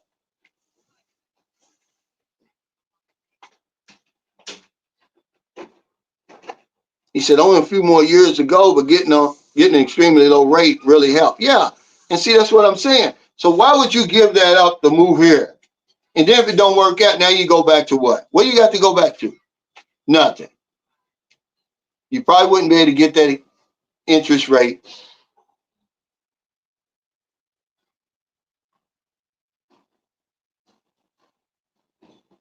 He said make the extra 13 payment helps. Yeah, that's good advice, man, but we just don't follow advice. That's the reason we're in the situation we're in now. We don't follow advice. The right advice. When we was talking about, because the guy came on, he said, man, being I solved today. Everybody's softer growing up in America where everything's done for you. It's too easy just to quit and run. You don't like your job, just quit and get another one right next door. If the marriage isn't working, just quit and go to the Philippines to get a wife or somewhere else. Nobody stays and fights anymore. Hard times builds character, man. I know what I'm talking about. I went through some hard times. They were self-imposed, but they was hard times nonetheless. But it's just too easy, man. You don't have to hunt. You don't have to do anything. You don't even, they're going to tell you who to vote for. You don't even know Kamala Harris. You don't even know Trump. They're going to tell you who to root for. They're going to tell you who to love, who to hate. They're telling you to hate Diddy. You don't know Diddy. You don't even know the situation behind his case. They're telling you to hate him. Just like they told you to hate Saddam. Not realizing that the Iraq under Saddam was like a paradise over there for people. Same with Gaddafi and all those guys. You got to learn to think for yourself at some point, guys, okay? And your life will be so much better. But if you keep following the followers, you're going to be a sheep. There's no help for you. You're going to come over here and be a sheep. When you get off the plane, you don't become a lion. You're still the damn sheep you was over there. But they don't want to tell you that. They think that there's some magic potion going on over here. That's why all these people are flocking over here, man. It's not. Your fix has to come from the inside. It's not going to come from anything on the outside. When I make those videos, I'm talking about me. I hope y'all listening. That's why a lot of average and below average men are flocking to the Philippines. They don't want to change, okay? They don't want to do the hard work. They don't want to go inside themselves and find out what's going on, okay? I'm just telling you. That's why they're flocking over here like that. And you see them on YouTube and they brag and they boasting about the woman they got. You know, you could drop dead at any time.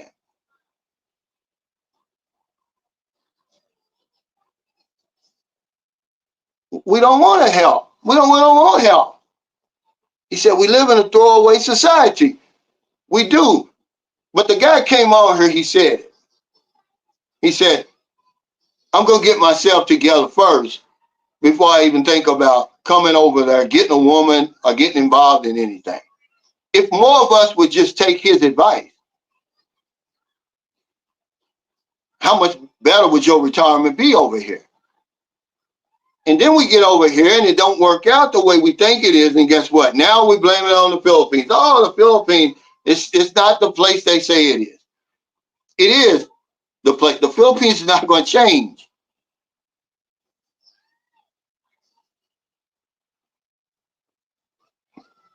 No, I didn't sell my house. I lost my house in a divorce. Okay, the worst decision I ever made was letting her have that house. That was in the I lived in the state of Kentucky. It's a dual state, meaning even though the loan is in my name, the financing and everything, because I'm married, it's 50% hers. When I found out the man was living in my house, I just made a decision. I said, either you can leave, okay, and I take over this house, or you just take over the house. Because I even introduced her to my finance guy, who was going to take the name out of my house and put it in hers. Well, somebody gave her this messed up information that, oh, if we go through a divorce, they'll make me pay for the house and she can stay in it. I was like, lady, you getting the bad information. Okay, either I'm going to have to buy you out or you're going to have to buy me out. You want, or we got to sell it.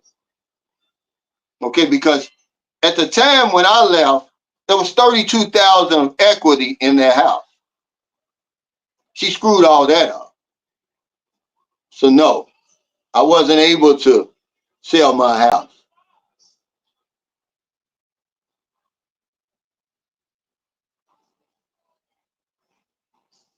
Man, I'm gonna tell you something. This is where I accept your apology, but there's nothing to apologize about.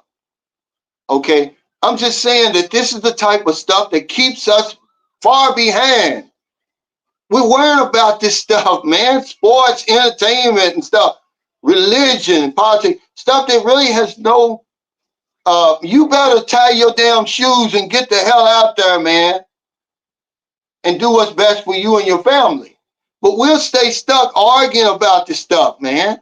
This, at the end of the day, doesn't mean anything. Okay? You gotta realize that I don't care how much you want Dion to win, it's not gonna help you at all. Okay? That's a white institution that he's winning for and bringing all that money in. Meanwhile, he's not giving the black community nothing. Okay? It's the same thing with Obama and all the rest of that stuff, man. My mother told me a long time ago, don't matter who the president is, you better have your shit together. And I took that advice.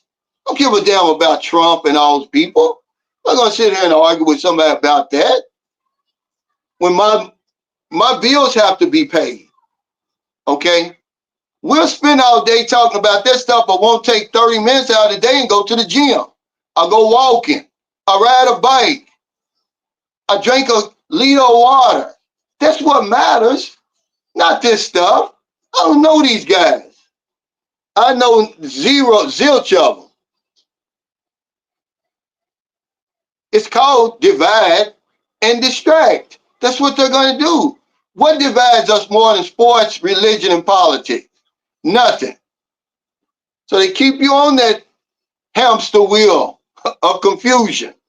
Meanwhile, you leave out and say, oh, yeah, you've been gone from the United States. Yeah, that's why I'm talking to you guys like a free man. Y'all still locked up over there. I'm glad I've been gone for almost 6 years. They won't even pick up a book, but you can tell me how much LeBron James earns in a year. What's that good? What good does that have to do with anything?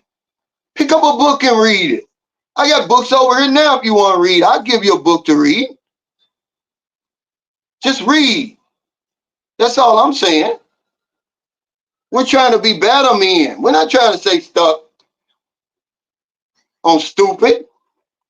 Give a damn about sports. You know, I read, okay, so I look at the highlights. I couldn't watch a whole game. It's too boring now. I'm not interested anymore. I'm not a little child. I'm not 10 years old anymore. Where the dude from Alabama catches the ball and spins around and runs into the end zone, right? And basically wins the game for Alabama. What the comments, they're all, look at him, he's only 17. You know, I'm like, dude, this guy's just a little boy. Let him enjoy his life. Don't attach yourself onto him. Oh, what's he gonna look like in 2 years? Nothing. We've seen it before. And you're gonna see it again over and over and over.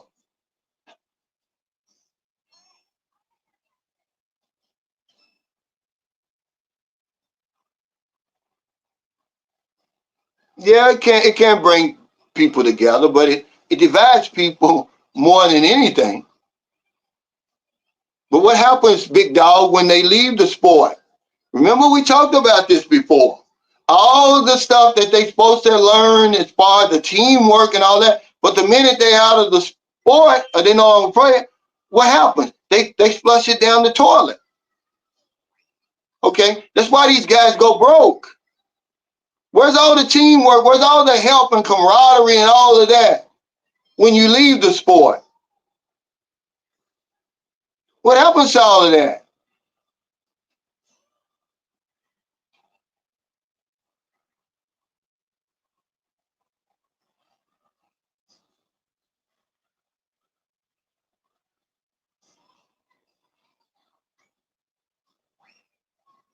He said, I'm glad I don't have that problem. I don't have kids and never been married. I do want a life partner, but don't want all the legal stuff involved. Well, that shouldn't be hard to do nowadays. You know, he said, I have my man on my money and my money on my man. And that's a good advice because We sit around, we talk and worry about these guys, these rich guys, and we're broke, Frank. We sit around and argue about this stuff, and we're broke. Oh, my religion is better than yours, and you're still suffering. You're still broke. Trump's going to change my life better than Kamala Harris, but you're still broke, no matter if they elect Trump or not.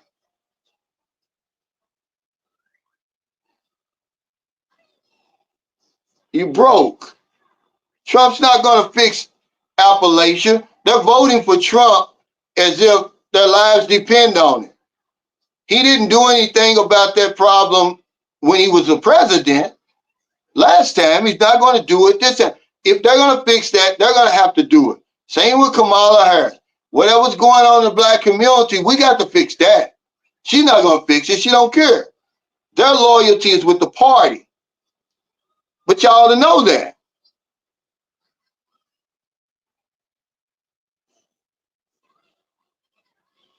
If it's not going to affect you, man, why in the world do we do it? You know, grown ass men, we're immature. You know, hey, thank you, brother. He said, Cal, you're peeking around the corner. 60K. Yeah, I like to get that this week, man. I like to get that 60,000. That'll look good up there. 59 look crazy, don't it, Jeffrey? But I thank y'all for that, man. I never imagined that.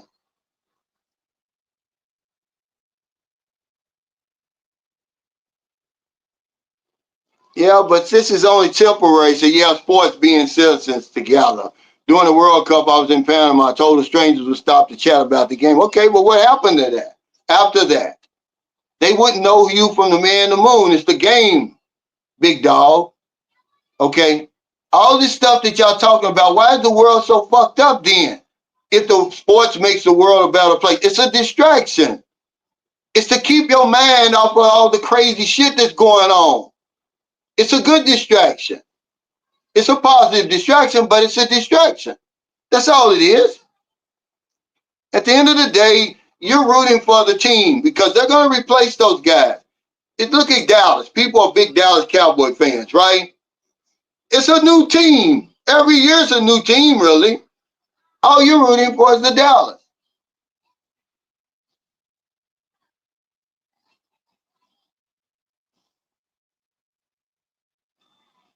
Yeah, this is true right here. That's what I said today.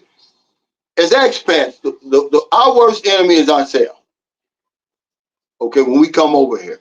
Although we'll blame the people and the circumstance. All the woman, you know, she scammed me. Or the women aren't what you say they are. Or the Philippines isn't what you say. No, you're not what you say you are. If you're happy and you're working toward your goal, you're walking toward it, you're taking baby steps, no matter where you go, you're going to find a solution because you're bringing the solution with you. But if you're the problem, then wherever you go, you're going to bring the problem with you, complaining all the time. It's a lot of complainers over here. It's a lot of unhappy men over here. They thought the Philippines was going to change them, but it didn't. He said, when I was single, I was actually glad to be single when I always saw couples all around me with their problems. Okay, so what changed, Angelo? Huh? The hormones kicked in, right?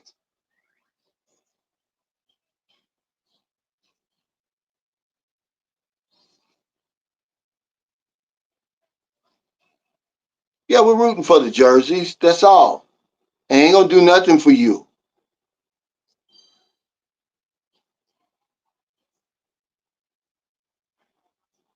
It's all a distraction. Religion's a distraction. Politics is a distraction. It's all a distraction. He said, I'll root for an early retirement. Yeah, no professional athlete don't give a damn about my well-being. Why should I care? Because we've been conditioned to care. You've been indoctrinated to care. They tell you who to root for and who to hate. If you don't like football, then you're not a man over there. We're immature, man. You're a grown man. At some point, you're gonna realize, man, football. I can't take it so serious anymore. It's a good distraction, but I'm not gonna spend. Like I got a nephew in Louisville, Kentucky. Him and his wife, they just came from San Francisco, paying all that money, airfare, all that money just to go see that football game, man. And they do it every year, 2 or 3 times a year. It's not that important to me. And he will fight you over the San Francisco 49ers.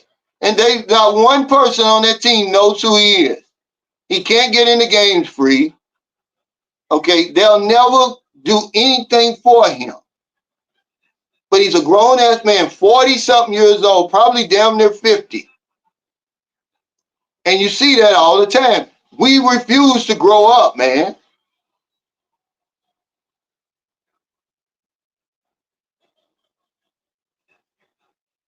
No, I'm saying when you were single, you were over there. And then you got married. You actually, had some kids.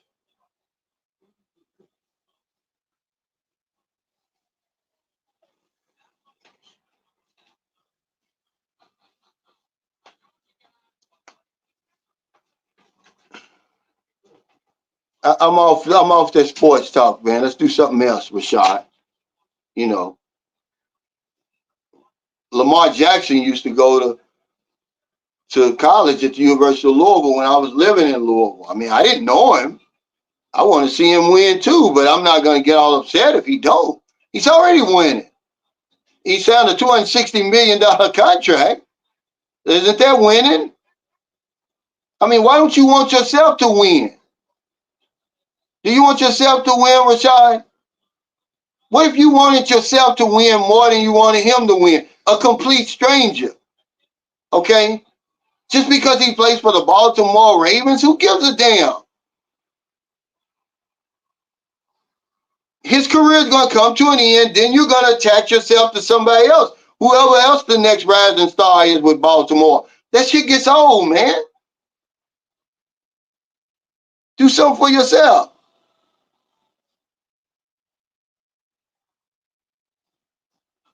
Yeah, we take it too serious. You say, hey, Brother Cal, it's amazing how sports in America can change a grown-ass man from happy on Friday and sad on Monday after a loss on Sunday. Man, people, it's just, let's move on to something else. You know, he said, damn the 49ers. Yeah, he came all the way um, from Louisville, Kentucky to San Francisco, him and his wife. And they do it 2 or 3 times a year. I mean, I don't see anything wrong with that. It's his money, but I'm not going to do it. I don't follow anybody like that, man. That's being loyal. Our loyalty's in the wrong place. That's all I'm saying. No sports team should mean that much to you.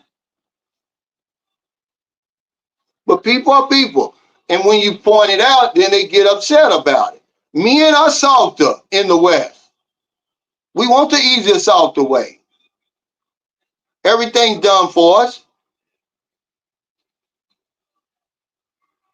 Technology, we don't even have to think anymore. You don't even have to know your mother's birthday anymore, your wife's anniversary. The phone just tell it to AI, hey, when is my anniversary? What important dates is coming up? Your cognitive ability, man, is fucked all up. But you're not worried about that.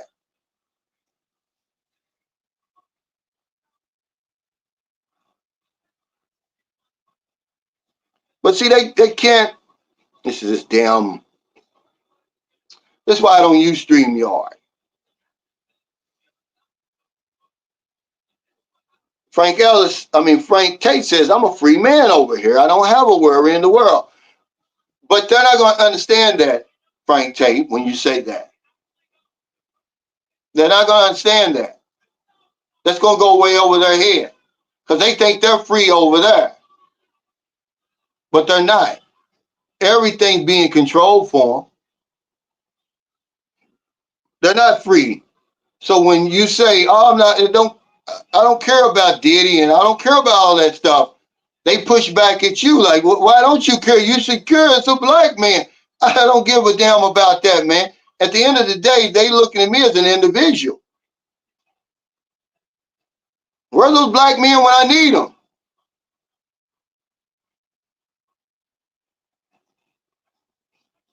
He says, "We heard about the volcano explosion in Cebu. What up with that?" Now, when I was there was an earthquake. Maybe that had something to do with it. There was an earthquake. The minute I got out of my grab to go into the condo building, it happened. I forgot to mention that. Is that where it came from? Because I didn't even look into it. I was just glad that it was gone. But the very first time I ever felt an earthquake in my entire life was in Cebu. We was actually living in an apartment in Mactan, in Lapu-Lapu.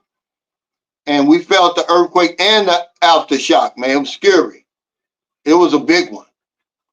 It was either on Christmas of 2011 or New Year's 2012, either one. Because I was in bed and I just remember it. Yeah, that's what I'm saying. We do this stuff, man. I mean, it's so petty. We need to grow up, guys. Really, we do. You say, "Hey, Cal, what are your thoughts on cryptocurrency?" I don't think about it. I know very little about it. I'm at the stage now where I'm in my spending stage. I'm 61. I don't have any money to lose. I don't have any money to gamble. See, you young guys can do that because you can recoup your losses. Hell, I'm 61. I'm retired. Okay, brother. Rashad, let's let that go, man.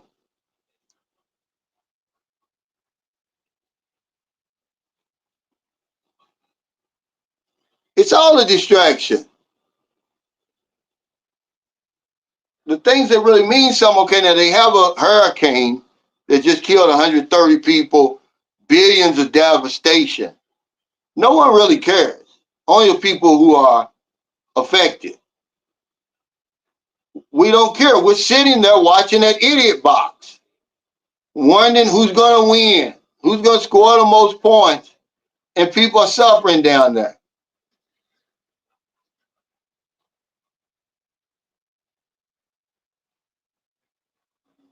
He said, my nephew played in the NFL, New York Giants. JPP, who is that? Whenever he talked to me, he never discussed football. Uh, yeah, I experienced an earthquake here.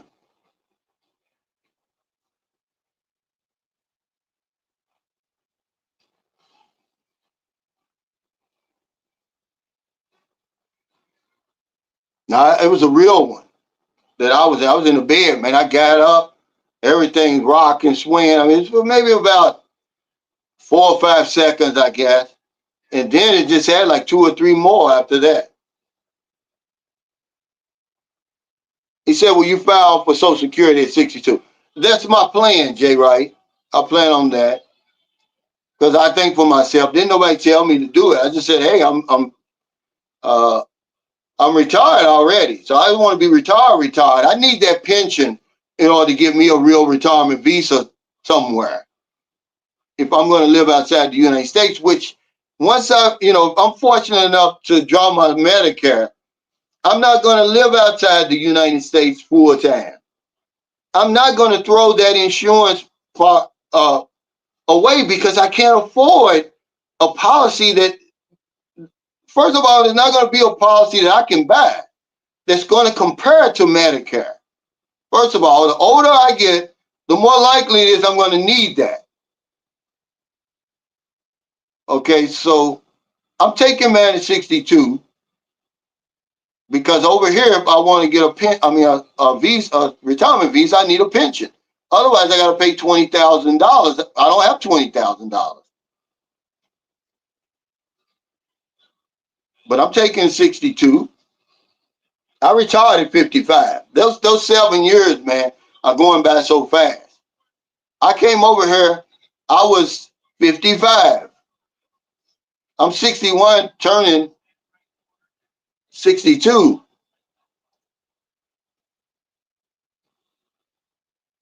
I mean, those years went by so quick.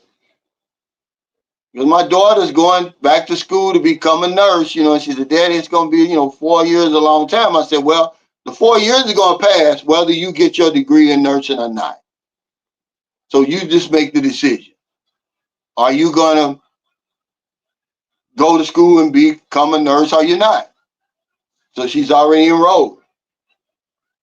He said, the Shaker earthquakes on Mindanao last December, no worries, never felt um, the violent up and down quake. Yeah, I did. He said, I can't drive 55. That's my plan to retire at 55. It was my plan. And I told my wife, I was going to retire. We're going to go to the Philippines. Hell, she got over 6 months and couldn't handle it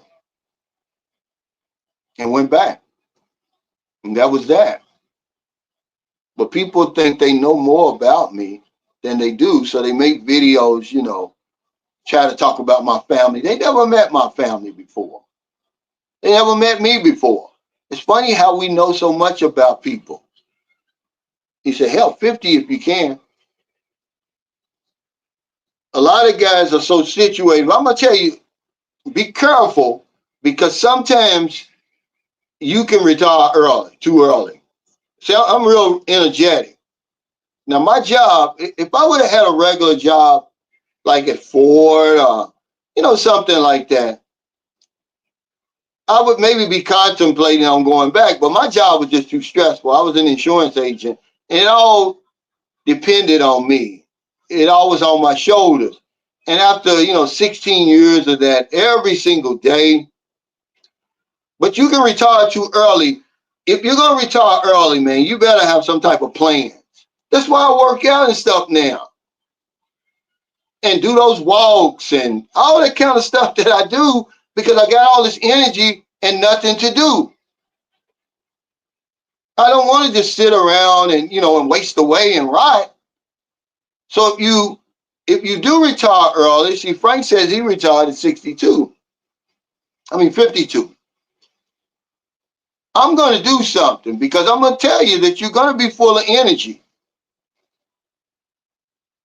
And you're going to get bored, man, unless you find you something to do. He said a great research session hurt my retirement. So Ronald said 17 to 37. Yeah, so you're retired, right? Because a lot of guys, they retire from the military and then they go, because 30-something is young, man. They'll go and work for the post office for 20 years or something. That's what I'm saying. If you're going to retire at 50 or 55, man, and you're in good shape, hopefully you got a plan. I didn't really have a plan. I just had a plan to retire over here. I was so beat down, man. But as I start healing and I was full of energy, man, I'm like, man, do I want to go back to work? But just thinking about taking a lunch break and all that stuff, man, it wakes me back up. I don't want anything to do with that hamster wheel again. That's another reason I'm taking my Social Security. It just gives me a little bit more buffer, between me and that damn hamster wheel. And dealing with the people and, especially if you work a regular job, you got to deal with them damn supervisors who might earn a dollar or two more than you when they full of themselves now. I've dealt with that before. Yeah, but see, Frank ain't no joke though. He's the exception. He said, I'm 47. I just started my full-time retirement here in the Philippines. What are you doing, Robert, to stay busy? Be honest, man. Are you doing anything or you just started so you're relaxing? Because hell, at 47, man, you're going to want to do something eventually. Take up karate or Because you can't retire too early, man. Without a plan, you're going to go back to the hamster wheel.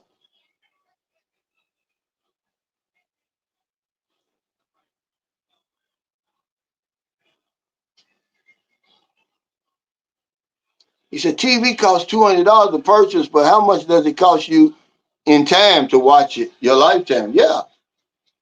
If you, okay, Google this, or if anybody has AI, Google, how do men spend their time in America? And it's going to show you where we spend our time. Leisure, number one, we're watching sports and stuff like that. That's the number one way we waste so much time doing that. It's not like you're playing sports, you're watching it. It'd be different if you were playing it.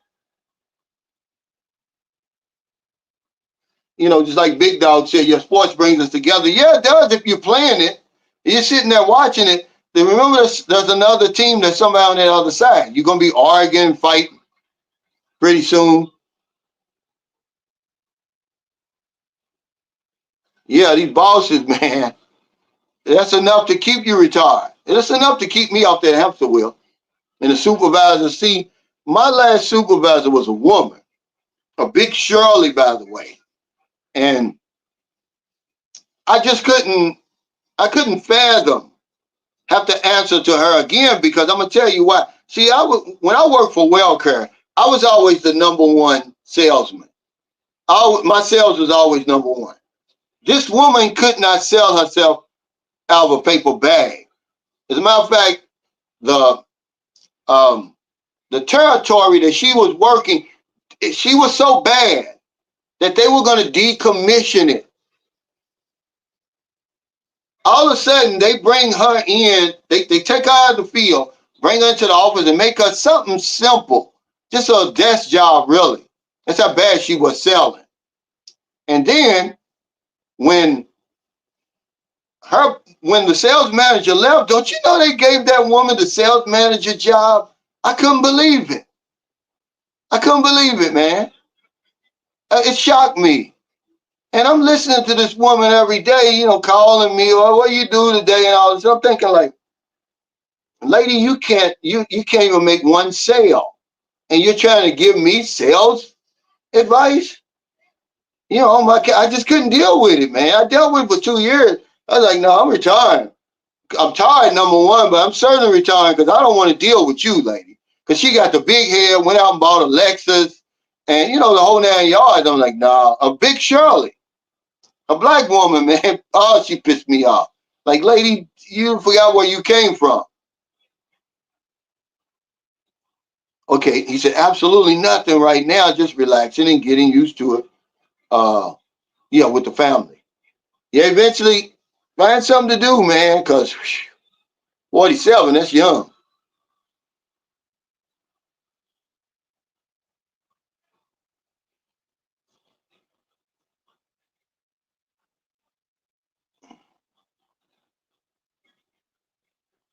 He said, police pension can be lucrative. Have a lady in my department getting ready to retire this year, 105,000 per year at 53. Wow. And eligible for Social Security later. Yeah, she'll be what, 62?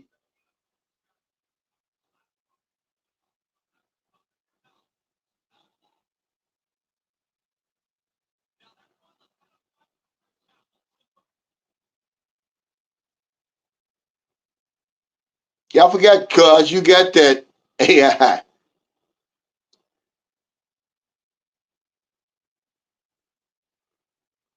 He said, my plan is to retire at 60. I can't leave money on the table with a city pension looking at me in the face 5 years to wait. Meanwhile, self-care in full effect.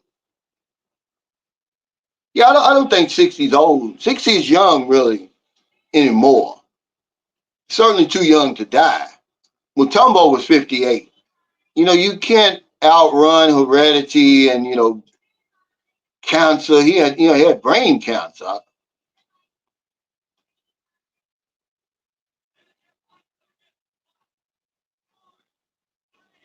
He said, I'm a workaholic. I'm still working at 67.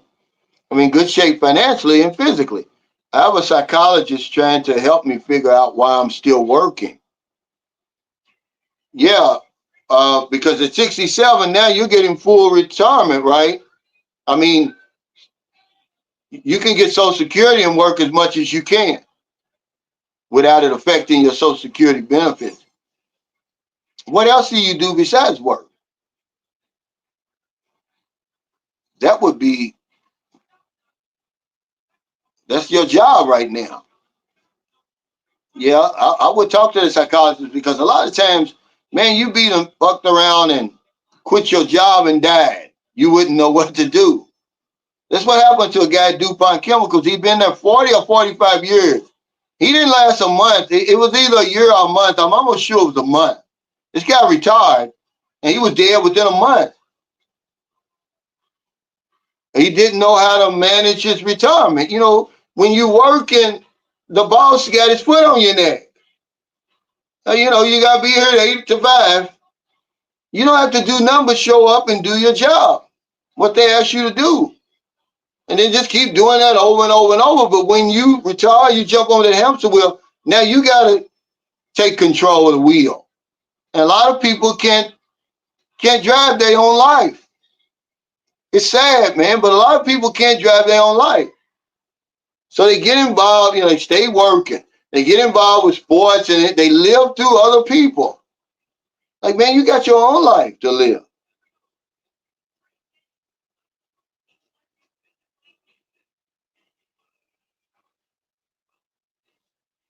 He said, they always put people in charge that know nothing about managing anything. It's funny when I look back on it now, Frank. My last two supervisors were women, were managers, sales managers were women, and neither one of them had any success in the field. I mean, at all, zero success.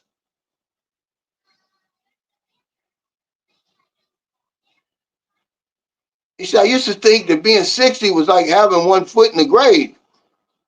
Now I'm there and realize how wrong I was. Yeah, my father was 61 when he died. He was the same age as me, but he was sick, man. He had liver problems from drinking earlier. Remember, how you live in the 30s is going to show up later in your life, in your 50s, right? That's what happened to him. He used to drink heavy in his 30s.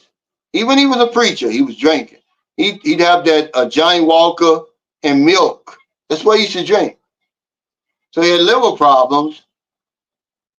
And then, he started, because he had liver problems, he got his disability. He was starting to draw his, his Medicare and stuff like that. But hell, he didn't get to enjoy it for maybe a couple of years. He didn't get the transplant. He was dead. They gave him 30 days to live. I went to Cincinnati, helped him pack his stuff because my mother allowed him to come back home. He said he didn't want to die alone. So I learned a lot from my father, his last year or two when he was alive. Whatever my father was chasing, he never found it. And when he died, were it not for my mother allowing him to come home and die with his family, he would have died alone. See, that's what I'm saying. That's why I come from a different, man. I'm made different, guys. That's what I'm saying. I don't get caught up in the sports and stuff. They don't give a shit about you, man. Whatever my father was chasing at big church and all that validation from outside people, he never found it. They didn't give a damn. When they needed him, guess what? His wife, my mother and father were still married. They never got a divorce. Okay, she said, yeah, you can come back. And 30 days later, he was dead. That's why I don't get caught up in that stuff, man. Man. We built different, man. My mother, man, was like the greatest human being I'd ever met. You talking about humility and you talking about forgiveness and all of that stuff. When my father left her with the kids and all of that, man, I come from another place, guys. That's why I'm the person I am today. I don't give a shit about Deion Sanders, all them people. They don't care nothing about me. My father would have died alone in that little apartment in Cincinnati, Ohio. Where was his church members? Where was his congregation? Because he had a little church. They was nowhere to be found. Where was all the women he was tricking with and paying? Where were they? Nothing. I went up there, loaded that truck for him by myself. He drove it. In 30 days exactly, he was dead.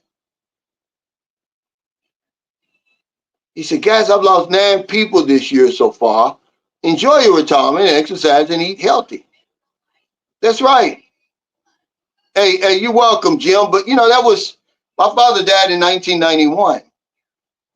So he's been dead 30, in December, it'll be 33 years. So over 32 years. My mother died 2 years later in September of 1993. So she's already been dead 30 years. That's a long time, man. And when your mother and your parents die, you're no longer in denial about your mortality. You start thinking different. I did. When I saw my mother, man, in that casket, and I still haven't recovered from that, my whole life changed. I knew it was only a matter of time I was going to be dead. There was no more fighting it. Your priorities change. You know, that's why when people, uh, put out these videos about me in trouble, I don't care about that stuff. They say, Cal, you handle it well because I'm ignoring it. I don't care about that. People don't know me, man. It's more of a reflection on them than me. I'm not going to waste my time going back and forth with them. I know how quickly life goes by, man. Very, very quickly. I can hear songs, man, and start crying because it takes me back to when my mother was still alive. I don't listen to that 70s music.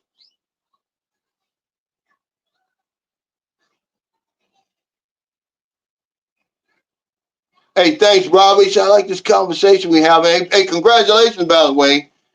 His girlfriend's pregnant. They stayed in the guest house. But yeah, man, y'all better get your priorities together, man, especially when you get our age. Ain't got time, man, to be playing around no more. He said, sorry to hear that, Cal. I feel fortunate my parents lived as long as they did. We take it for granted, man. That's why, man, I would do anything for Marilyn's mother.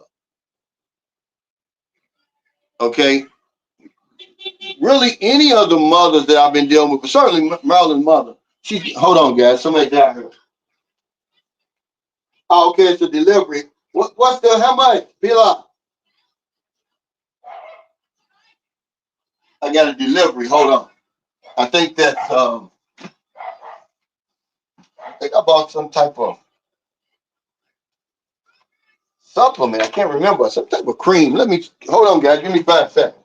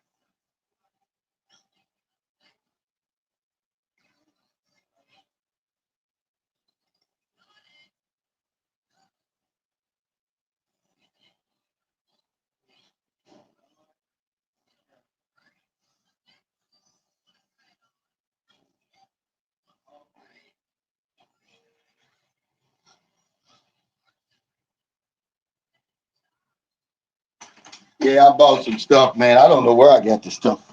I don't even know what. I can't remember what I bought, but I'll be buying stuff from Shopee.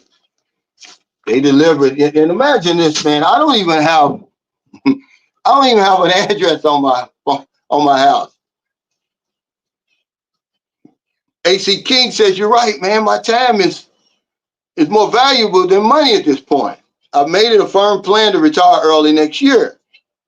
I'm going to travel. I already got a trip booked to Mexico and later the Philippines. That's good, man. I hope you make it, man, because remember, we're not promised the next 5 minutes. Hey, thank you, Alexander's Home Repairs.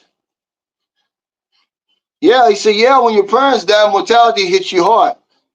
I still haven't recovered, man. When my mother passed away, I dreamt about my mother every day as if she was still alive for 1 full year. Every single night, my mother was in my dreams, man. It's like it was real, but it was some crazy stuff, man. Like I'd go to the cemetery and, my mother would be getting up out of the grave saying, yeah, they gave me another chance. And all kinds of just crazy stuff. I can't tell you, man. It devastated me, man. See, I come from a big family. I was the eighth child of nine. So I came on the far end. And my mother was just like a guide to us, and even though I was 30 years old when my mother died, it just, man, I never recovered from it, man. I just couldn't believe it.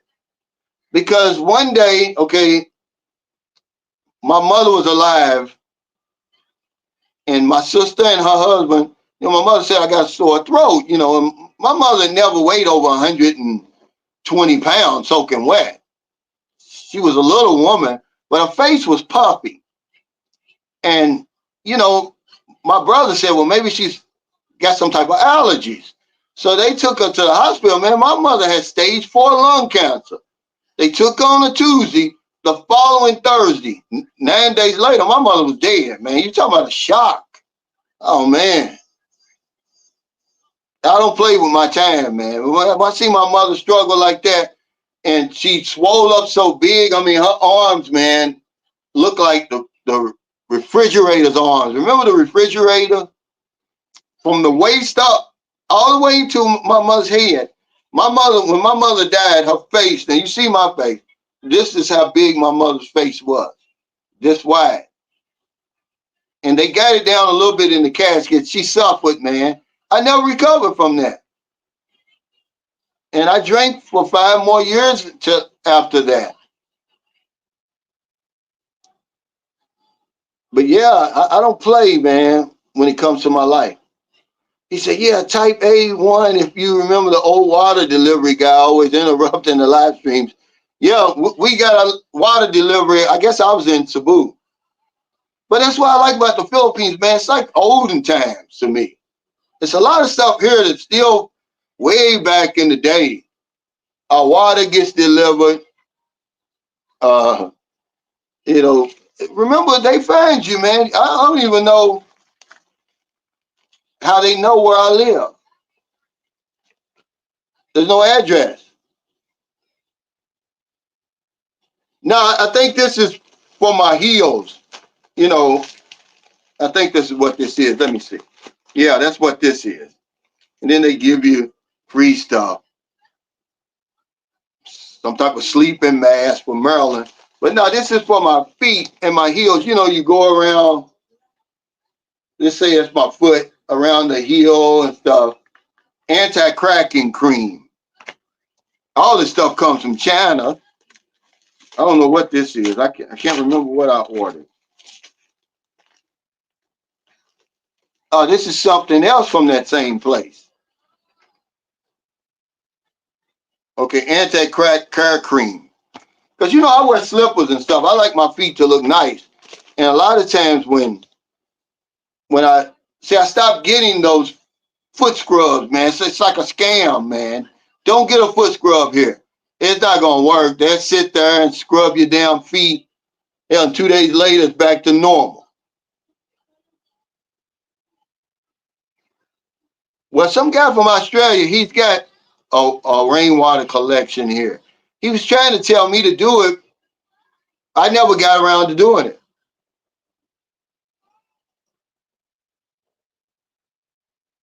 He says, all my close friends and family are deceased.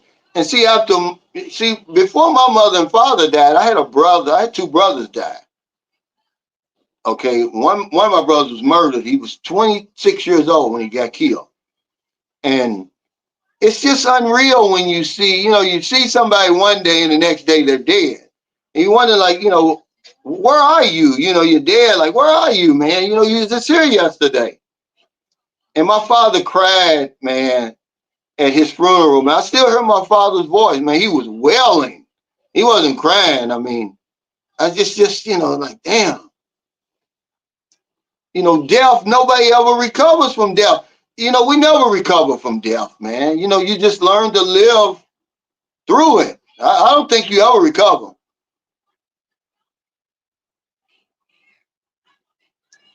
You say, Calvin, how long did it take your order to get to you?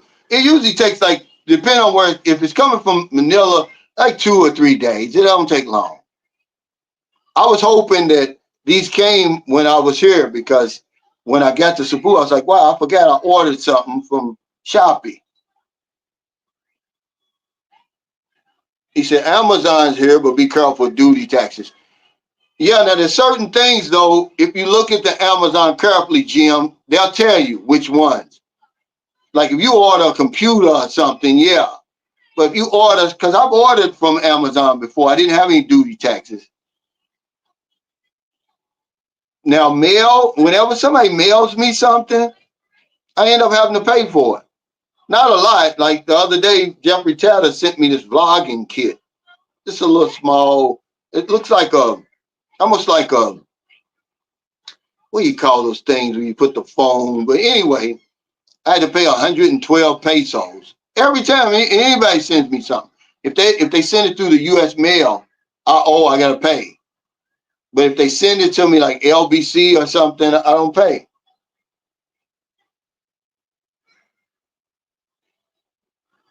But sometimes, it depends on where you go. Every foot scrub I've had, man, just wasn't worth it. And it's only like what, 350, like you said, about $6. But I'm gonna order probably today. I'm gonna order the kit today, because Maryland will do it. Now, see, Maryland used to do all that for me.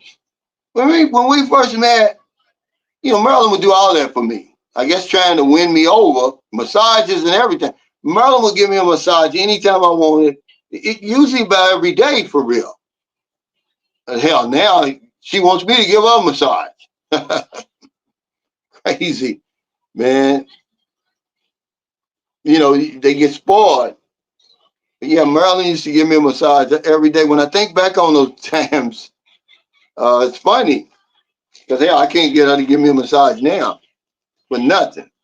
She'd be wanting me to give her a massage. But my son's mother, every day. I don't even have to ask her. She was jealous, though. She didn't want another woman touching me. So she sit there and she learned what to do. And man, she put me to sleep every night.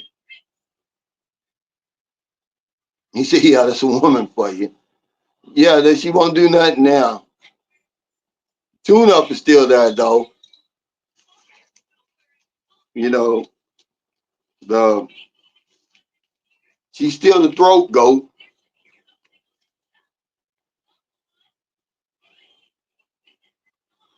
He said, I'm scared. Hey, flexing. What's that? You must be from the Dominican Republic. That's what the guy I was with yesterday. He said, Cal, man, I fell in love with the DR. He lives in Thailand now. But he said he was going to the DR long ago, like in the 90s, before. It's just too close to the United States. It's just too close to the United States, man. They don't wore it out. And that's the reason why I'm not worried about the Philippines getting run over. It's too far away. Every now and then a Pookie or Ray Ray will get their tax refund and come over here and go broke, but they're not over here. They're really not over here. It's too far away. Here, honey, you can have these. I got this foot stuff, but they gave me some type of mask, collagen mask. Look that up before you put it on your face. You will pull your damn skin off. Yeah, I love the China. I think you know that. If you don't, I feel sorry for you. I'd have to throw that one back. He said, yeah, the best massages.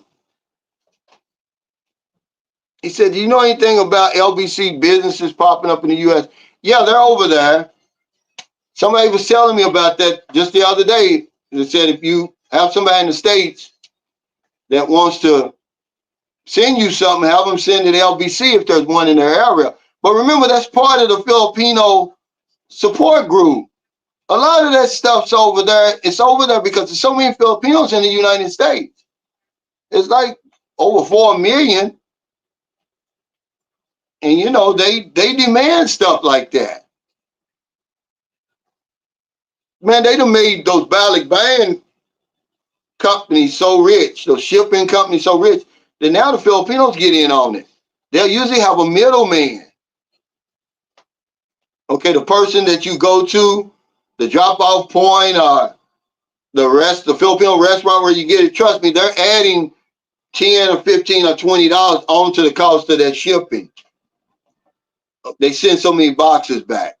There was a guy, okay, he was an American guy. He lived in Louisville, Kentucky. He was married to a Filipino. That was his job. Okay, he picked up the boxes, but he added on to the cost of shipping. And he made a killing. He would do it like once or twice a week, or once a week, 3 or 4 times a month. This guy made a killing. And then he would get a special rate from the shipper because he'd come and get all the boxes together. So he'd have a big shipment. Yeah, I believe it's $1 billion business over there now. Those ballot buying boxes. But that's part of the Filipino support group. See, we don't do stuff like that. Okay? We won't do it. See, one thing about Filipinos, see, they spend with each other. A lot of times they don't have a choice, but they spend with each other. If you do the research, you'll see that I forget how many times the dollar circulates in the black community. Only one time, I think. Look this stuff up, man. We do not patronize each other. I was just watching something on YouTube where the guy says, I was talked into doing business with a black business, and he just cut the black business up and down. He looked like to be half and half, like half white, half black. But he was saying, this is what you get when you patronize black businesses. But over here, then I like that. Filipinos have made other Filipinos rich. And if you can't dribble a basketball or throw a football 100 yards, we're not gonna fool with you. Or you sell some old pig feet sandwiches or something, then we'll buy that.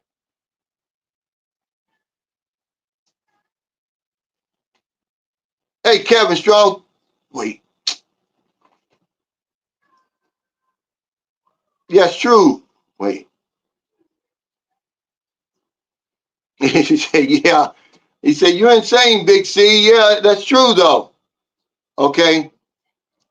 If you're dealing with a woman over here and she's not the greatest of all times, then you got the wrong one. You need to throw her back. He said, it's incredible how much they send over there, Cal. Yeah, they do. But see, this is the thing. When guys, I love the China, you married to a Filipino. When they say, oh, I'm not going to help her family, right? Okay, well, she's going to help them. They share their blessing, period. And she can either do it with your blessing or do it behind your back. But they're going to do it. They don't forget where they came from. Majority of them. And you get some of them over there, they get Americanized, Westernized. But no, if you take a Filipino over there, you're going to be sending 2 or 3 boxes a month or something like that. They'll just go to those little Dollar Tree stores, Walmart, and just fill up those boxes with stuff and send them back. All kinds of stuff, man, over and over. They make a killing, man, doing that. And then, if you got a decent Filipino restaurant in your area, man, they're going to go there. They're going to patronize them.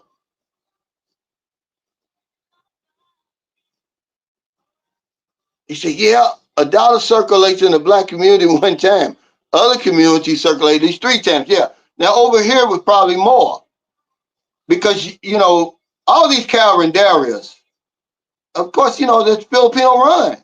Now, you may go to, they've got a Korean surplus store up here. It's owned by Koreans and different things like that. Unitop is supposed to be run by Chinese, but most of these businesses, they're owned and operated by Filipinos. these M lawyers, these pawn shops and all these stuff, man. They money circulates. But hell, the minute you open up something, they're not gonna.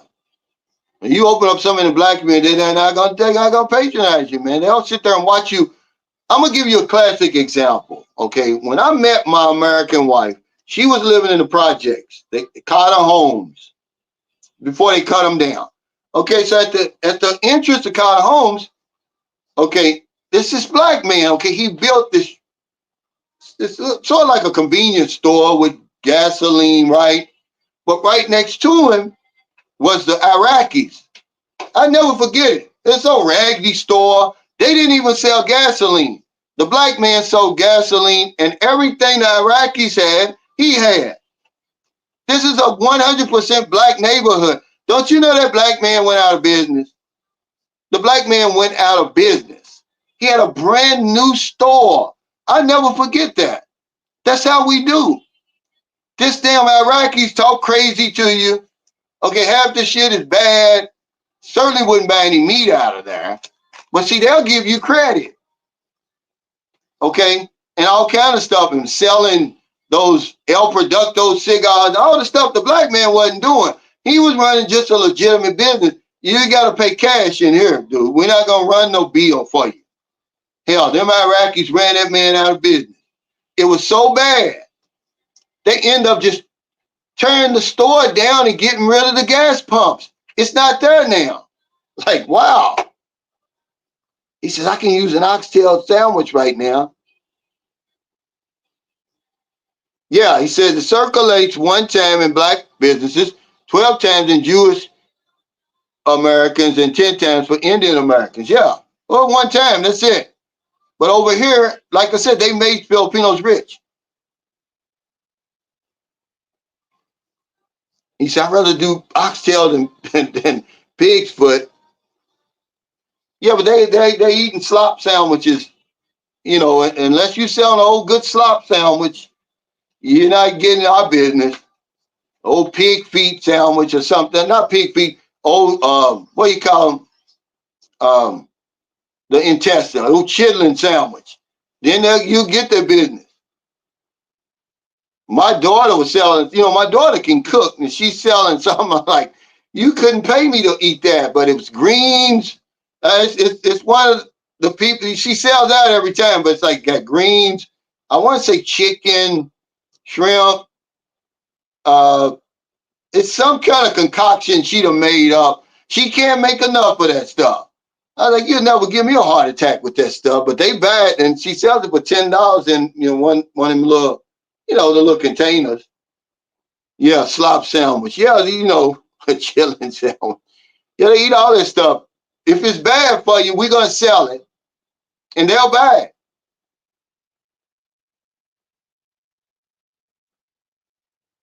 Yeah, yeah. That's what I'm saying. They get mad. Uh,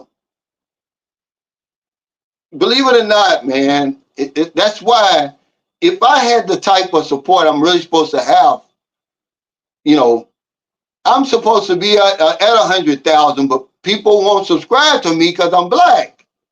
Brothers won't subscribe to me, but they're subscribed to Philippine Addicts. They were subscribed to Mike's Philippine channel before he, took his channel down or wherever it was.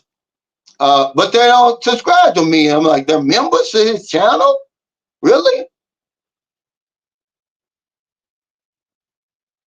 He said, yeah. He said, that's socialism. My better half don't believe in that.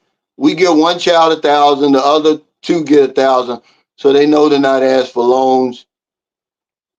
Yeah, but you're gonna help the family by default. She's gonna help. She's gonna do it. You're not gonna get around that, guys. I promise you. You're not gonna get around that. I mean, she would. I'm just telling you that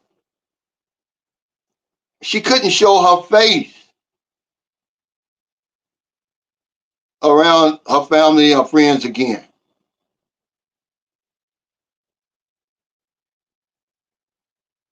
That's true. He said, when are we going to organize a support group, brothers? It's already, man, it's been operating. It's already started. Yeah, we helped the big man in the Philippines. He just slapped us in the face. That's the support group. It's already been started the minute that I came online. It's there. You know, we don't have to hang around each other. We don't have to be the best friends.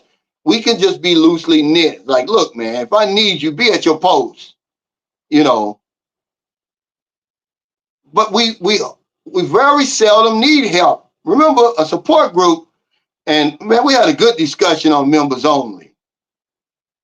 A support group is like a good insurance policy. You don't want to ever use it, but if you need it, it's there. Most of the guys who I deal with, man, they're way up there, man, with their finances. They got it all together, but they still need support. They would never use it, but if they ever fail, you hope it's there. See, it's not. See, people are afraid to say, "Oh, I'm part of it," because they think every 5 minutes somebody's going to be in the hospital with a damn oxygen chained to a damn oxygen tank, but they're not. Very few people use this stuff. But, you know, it's just like, you see what they did to Broke John in Dumageddon. You know, I'm pretty sure there's a lot of other Broke Johns down there, but they're probably afraid to come forward, you know, to get the help. Because that's what we were talking about. He was like, man, you know, did you let that deter you from helping people? Absolutely not. I don't let people change me. If somebody else needs help tomorrow and I can help them and say, hey, guys, look, this guy's in the hospital or whatever it is, let's get him a ticket home or something like that, a night or two in a hotel, something to eat, it's done. But yeah, guys, I got to get off of here. I thank y'all for your super chat, super stickers, all your thumbs up. All we have to do is be loosely knit. We don't have to be the best of friends. We don't have to hang around each other. But man, a lot of people over here would do us some good to have that support group, just to know, man, if I slip and fall, they got my back. It doesn't even have to be, I mean, we just got a big support group. Hell, you can have 3 or 4 people who are standing on business, who you know that are walking the walk. They're not just talking shit.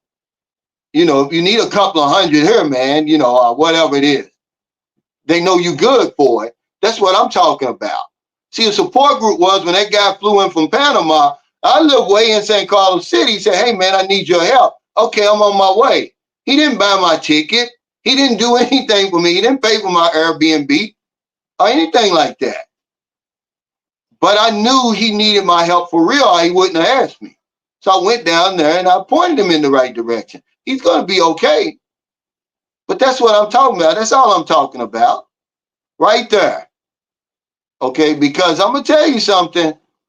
You start fooling with Filipinos, you're going to see they already got their support group intact. Wherever you take them, England, Australia, certainly the United States, man, and they are powerful. They wield a powerful hand. I'm going to say this, I'm going to get over here. Remember, when my wife left here, she had no job. She had no place to stay, guys, okay? Let that sink in, to let you know how powerful that support group is over there. And I can go on record as saying probably the man she's been fooling with for 5 years, I guarantee you that support group introduced them together. Okay? I guarantee you that. So take care, guys. I'll see y'all next time. What's in there to eat?